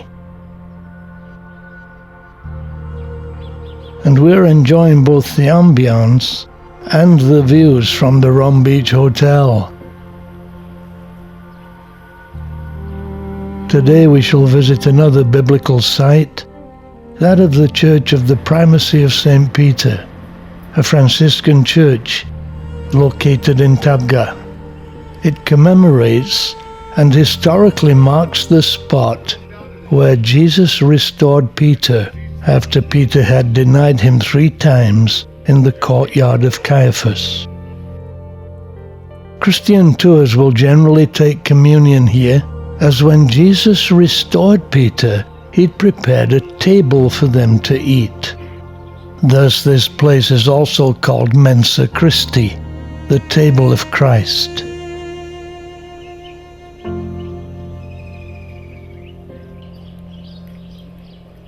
First mentioned in the year 808 are the 12 thrones, a series of heart-shaped stones which were placed along the shore to commemorate the words of Jesus to the 12 apostles in Luke 22:29. The church survived longer than any other in the area, almost 1,000 years before finally being destroyed by the Muslims in 1263.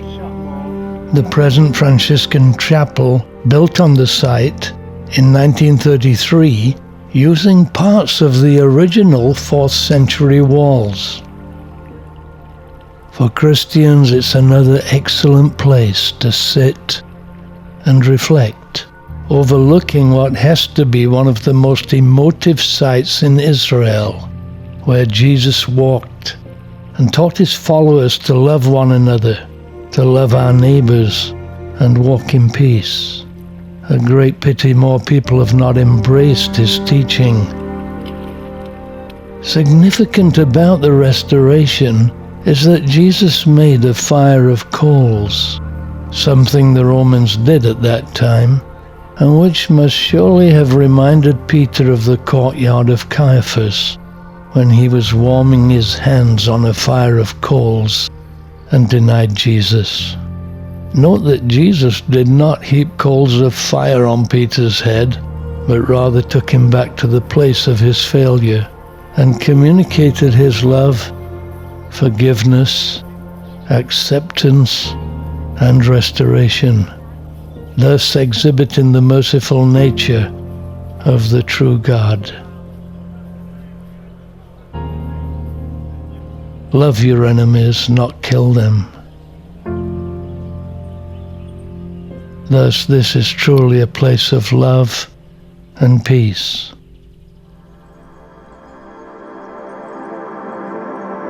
From there we travel to the nearby Mount of Beatitudes, the place where Jesus delivered his most famous sermon, the Sermon on the Mount. The actual location of it is uncertain, but this site has been recognized as the site for more than 1600 years.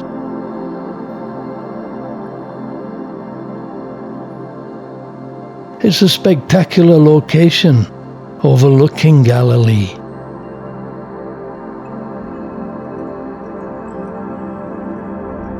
The present Roman Catholic Franciscan chapel, built in 1937 and 38, is elegant and attractive, the 8 sides of the church representing the 8 Beatitudes. It was designed by Italian architect Antonio Baluzzi and partly financed by the Italian fascist dictator Benito Mussolini. Fascinating. Designed by a saint and paid for by a devil. I noted the outside cloisters numbered 9 on each side and 7 at the entrance, 3 sets of 3 at the front. And I guess there's some kind of symbolism in the design. 9, the number of the graces, gifts, and fruits of the Spirit. Perhaps 3, the Trinity. And the number 7, the perfect number. Quite apart from its historical location and spiritual significance is its splendid views.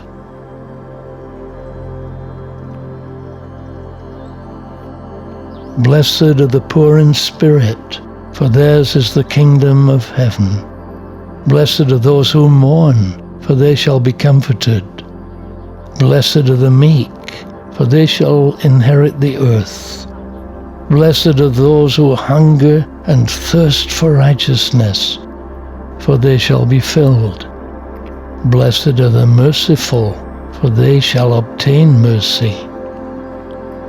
Blessed are the pure in heart, for they shall see God. Blessed are the peacemakers, for they shall be called the sons of God. Blessed are those who are persecuted for righteousness' sake, for theirs is the kingdom of heaven. We thoroughly enjoyed our brief interlude here. So on to Capernaum.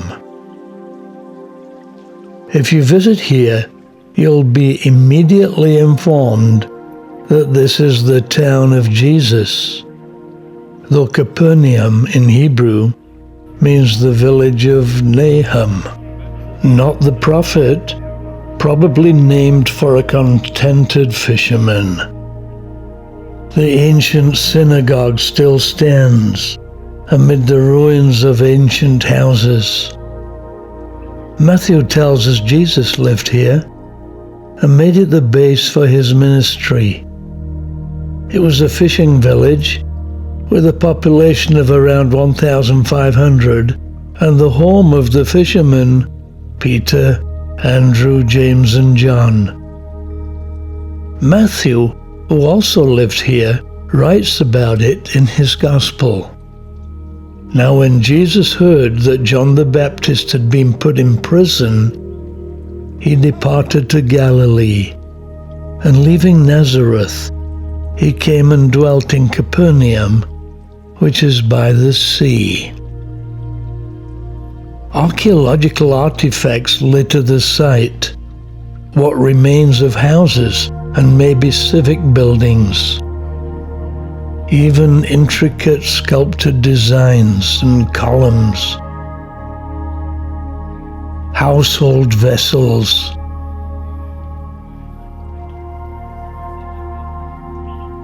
Even Corinthian columns with Jewish images.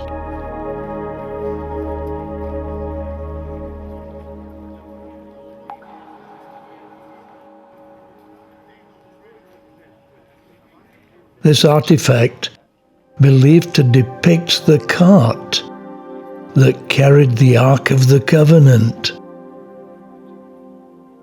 This column, paid for by Alphaeus, the son of Zebedee, the son of John.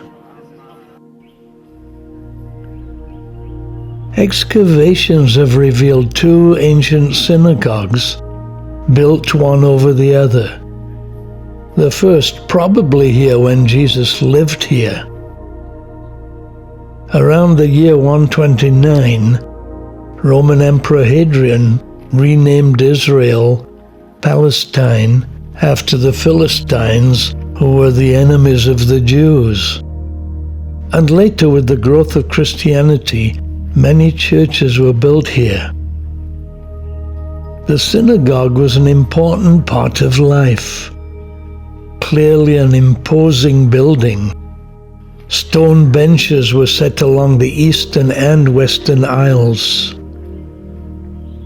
Luke 7 in the Bible tells us that on one occasion when Jesus entered Capernaum, that a centurion's servant was sick and ready to die.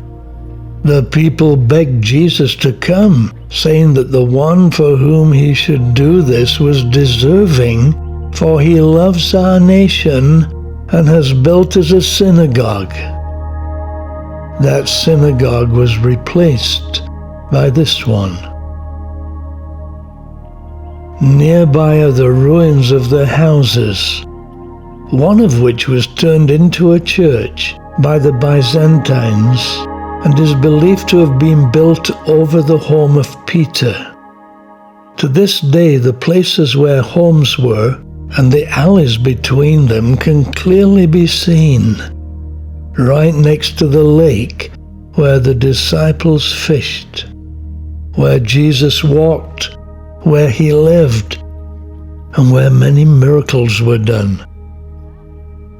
So Peter's house, where the paralyzed man was let down through the roof, now has a building built over the site. I have to say, I felt the modern building ruined the ruins. If ruins can be ruined, that is. It was much better without it. Underneath is the octagonal Byzantine church. But it's time to move on.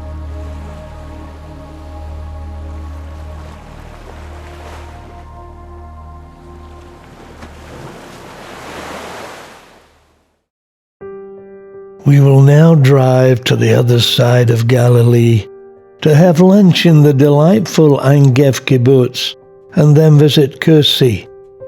It's about 25 kilometers and takes about 25 minutes, following the eastern shore of Galilee and getting some beautiful views over the lake. I've eaten here before, and a meal in the sunshine overlooking Galilee is memorable. I even had dinner here and watched the sunset over Galilee, which is spectacular. On that occasion, celebrating the 80th birthday of Aviva Tiller, a friend who lived here many years and was my guide on that day. The kibbutz has an excellent seafood restaurant and is involved in fishing, dairy farming, and has a banana plantation.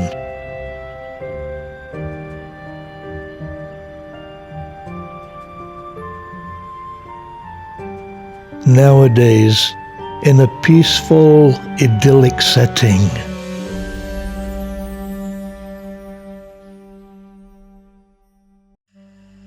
We then visited Kursi, the biblical land of the Gadarenes, the traditional site of Jesus' miraculous restoration of two demon-possessed men when their demons were sent into a herd of pigs. So it was a Gentile area, as Jews would not keep pigs. The monastery and its church were built in the 5th century, remaining in use until the 15th century. In 614, the Sasanian, Iranian armies invaded Palestine, destroying most of its churches and monasteries, including this one. The church was later rebuilt and even continued to function under Muslim rule after the Arab conquest of Palestine in 638. But then in 749 it was destroyed by an earthquake. Later Arab squatters used the ruins as dwellings. An interesting historic location. We then visited a spectacular lookout in the Golan Heights named Peace Vista, affording a unique view of the Sea of Galilee. It really is an awesome view, and an excellent place to stand and take in the scene before us. In the distance on the shore, Tiberias and Capernaum.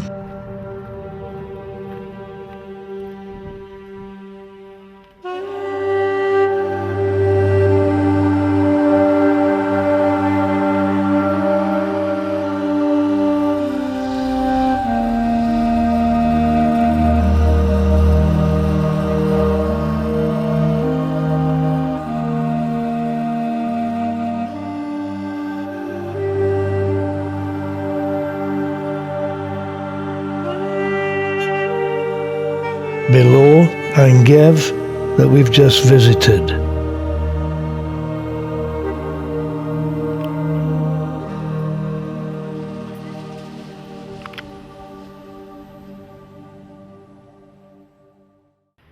Our next stop was another special place, Yardenit, the traditional site of the baptism of Jesus, though scholars have disputed this, favoring a site on the east bank of the Jordan farther south. When John the Baptist baptized Jesus, a voice from heaven declared, "This is my beloved Son, in whom I am well pleased." Hundreds heard it, God's own testimony.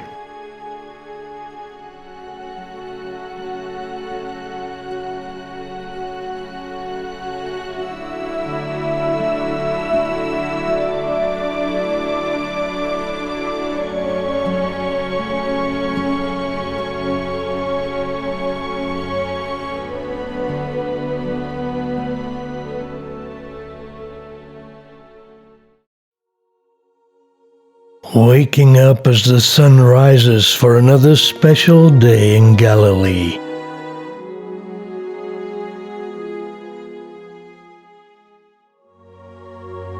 or in Cana, the location of the first miraculous sign of Jesus. For Christians, this is a very special occasion. I'll try to explain. The Gospel of John clearly saying this was not just a miracle, but a sign. What is the important sign that Jesus gave when he began his ministry here? He heralded in a new covenant.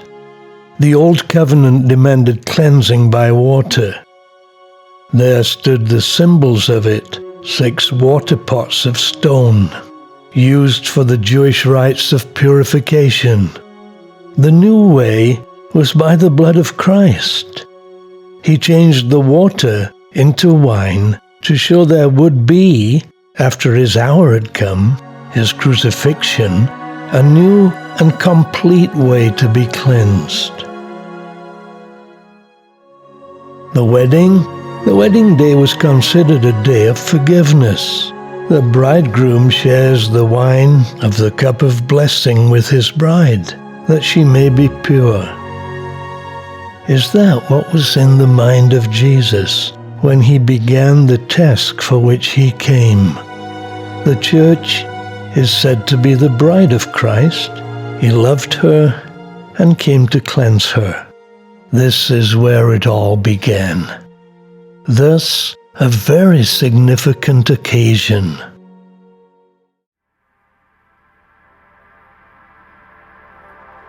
Our next destination is Mount Carmel, where Elijah challenged 450 prophets of Baal to a contest to determine whose deity was the true God.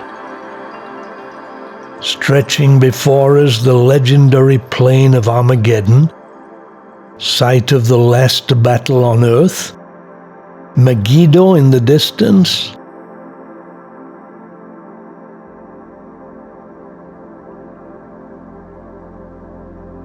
below the brook Kishon, where Elijah slaughtered the prophets of Baal, and where Deborah and Barak won a great victory.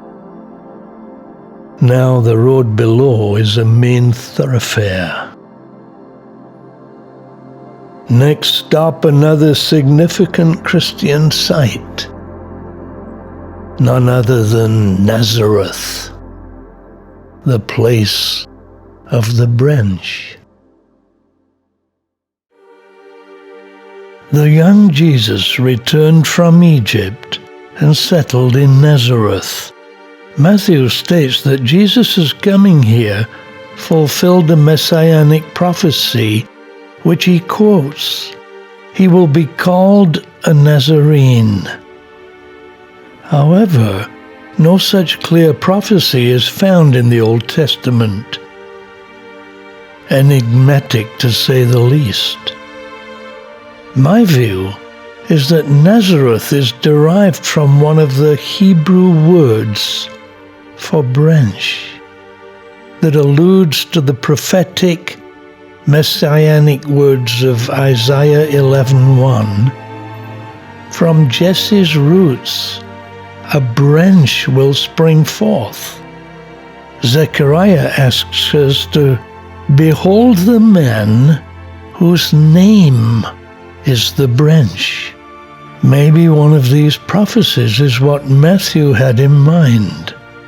Nazareth today is the largest city in northern Israel and known as the Arab capital of Israel, and is a Christian place of pilgrimage. We are making our way to visit the synagogue church, built on the location of the ancient synagogue to which Jesus returned and read the words of Isaiah. The Spirit of the Lord is upon me, because he has anointed me to preach the gospel to the poor. He has sent me to heal the brokenhearted, to proclaim liberty to the captives, and recovery of sight to the blind, to set at liberty those who are oppressed, to proclaim the acceptable year of the Lord. On the outskirts of Old Nazareth, the Nazareth village is built on ancient farmland, complete with museum, artifacts, and a real-life exhibit of what life may have looked like at the time of Jesus.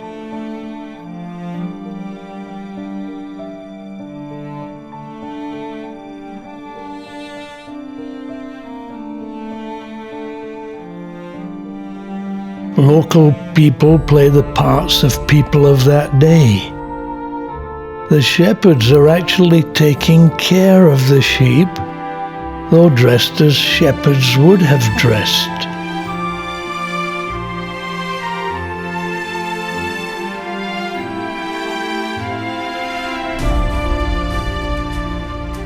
The temporary fold, like shepherds built in the fields to protect the sheep at night.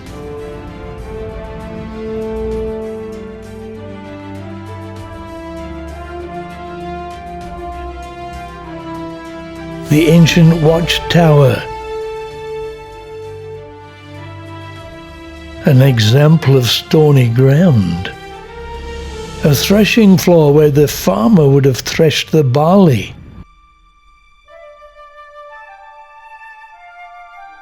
An ancient wine press where the grapes would be trampled. Also a workshop like that where Joseph would have worked as a tekton, a carpenter or builder.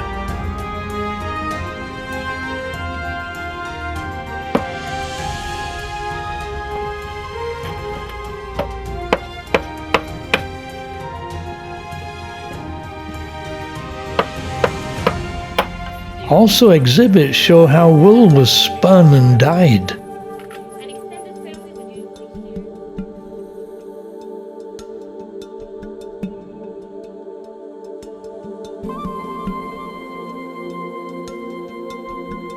How a home would have looked.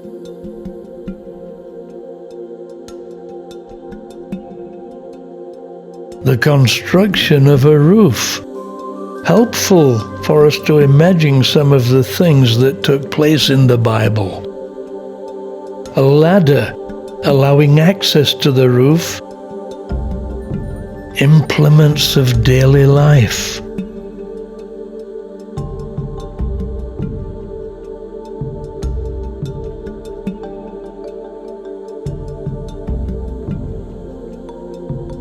A fireplace, water pots, an oil lamp, a wineskin,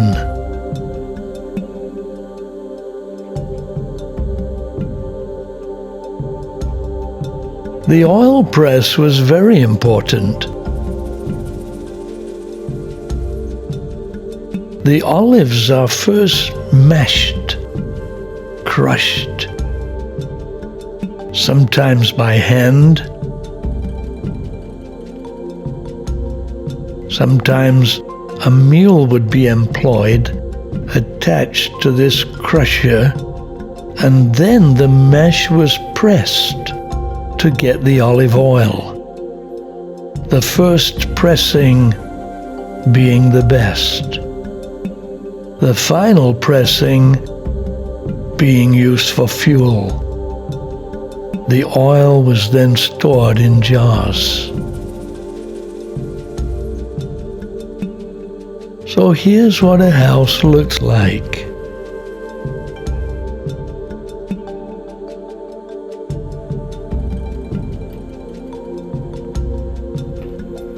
Pomegranates nearby, perhaps.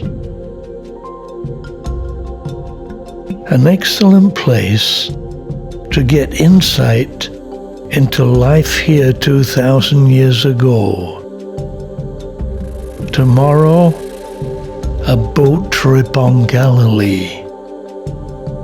I love boats.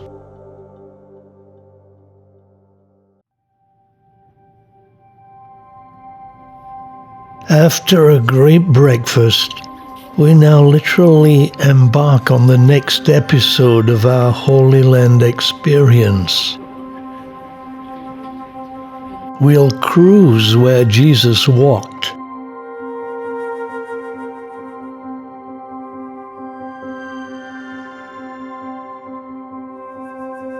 We're setting out from Tiberias. A kingfisher looks on. Normally, Galilee is 700 feet below sea level, but because of the drought, it's now 715 feet below. I have to say it's a great feeling as we slowly sail out, 1,000 thoughts filling my mind. I was enjoying the moment and wondering how such a calm and pleasant sea could suddenly be the stormy cauldron that inspired poets and artists and scared the disciples to death. In some ways, our lives are mirrored by Galilee, sometimes still and calm, at other times stormy and fearful. And perhaps we too find ourselves asking Jesus to wake up and calm things down a little.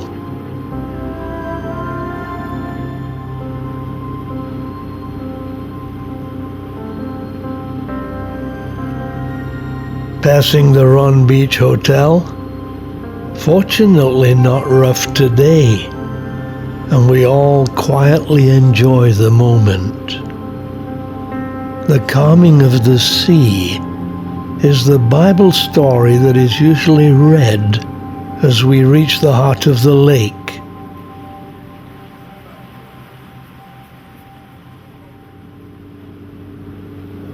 Merv does the honors, and our imaginations run wild. The surrounding hills, unchanged in 2,000 years. A sublime moment.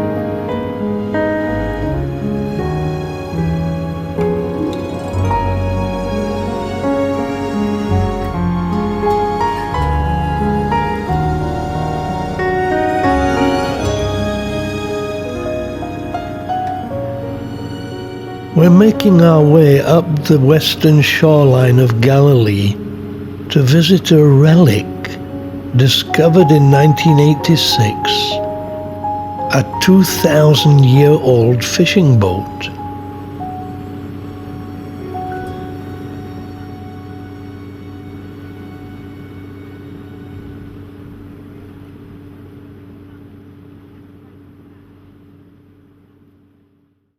This is going to be interesting. Clearly, it's popular with tourists.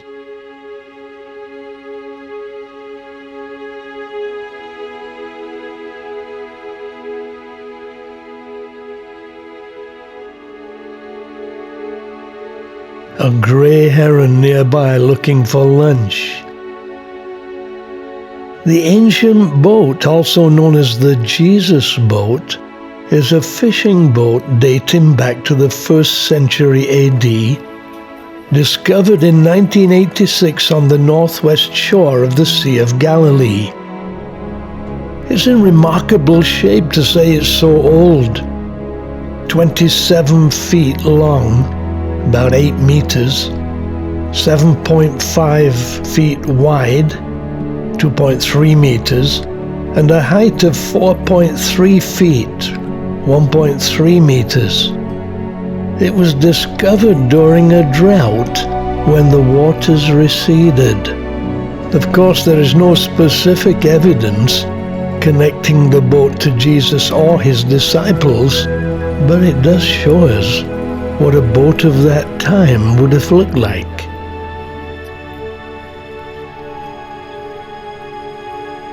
Strangely, the shores of Galilee are largely untouched since the time of Jesus. Even some stone relics.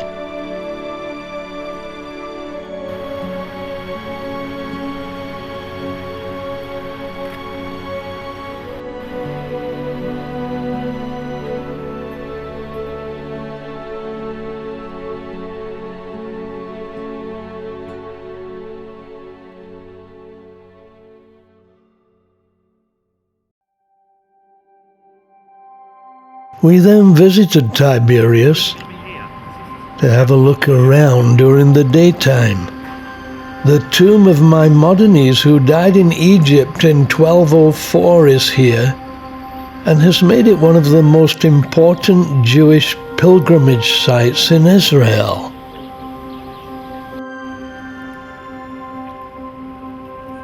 It's an interesting place to stroll around. An old mosque is here, next to one of the new hotels that have been built in recent times. Clearly the lake is suffering in the drought.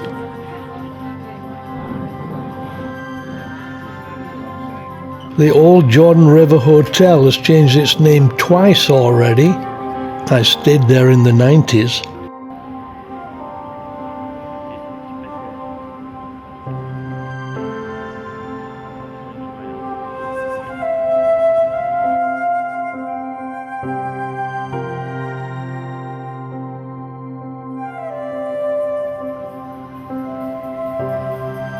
We strolled along the shore.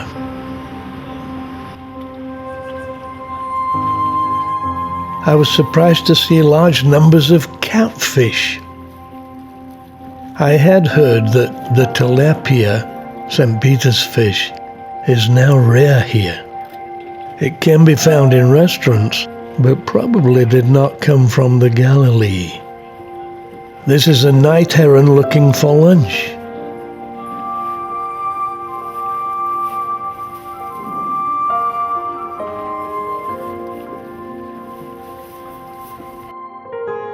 The catfish eat pita bread.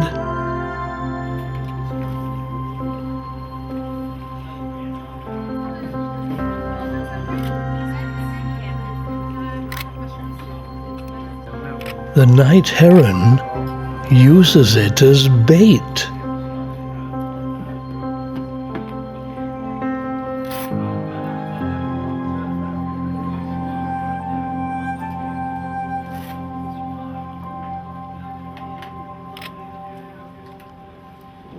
Will he be lucky?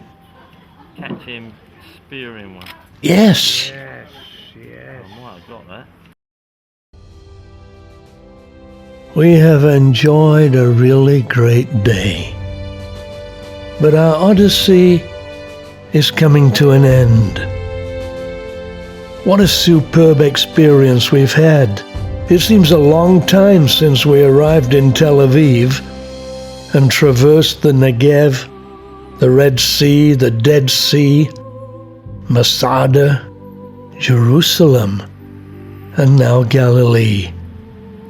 I pray for a peaceful future where all inhabitants can live here together in harmony. When Abraham sacrificed the lamb that God provided on Moriah, he did it for everybody, Jew, Christian, Muslim, and everybody else. We will never have peace until we all understand what that meant.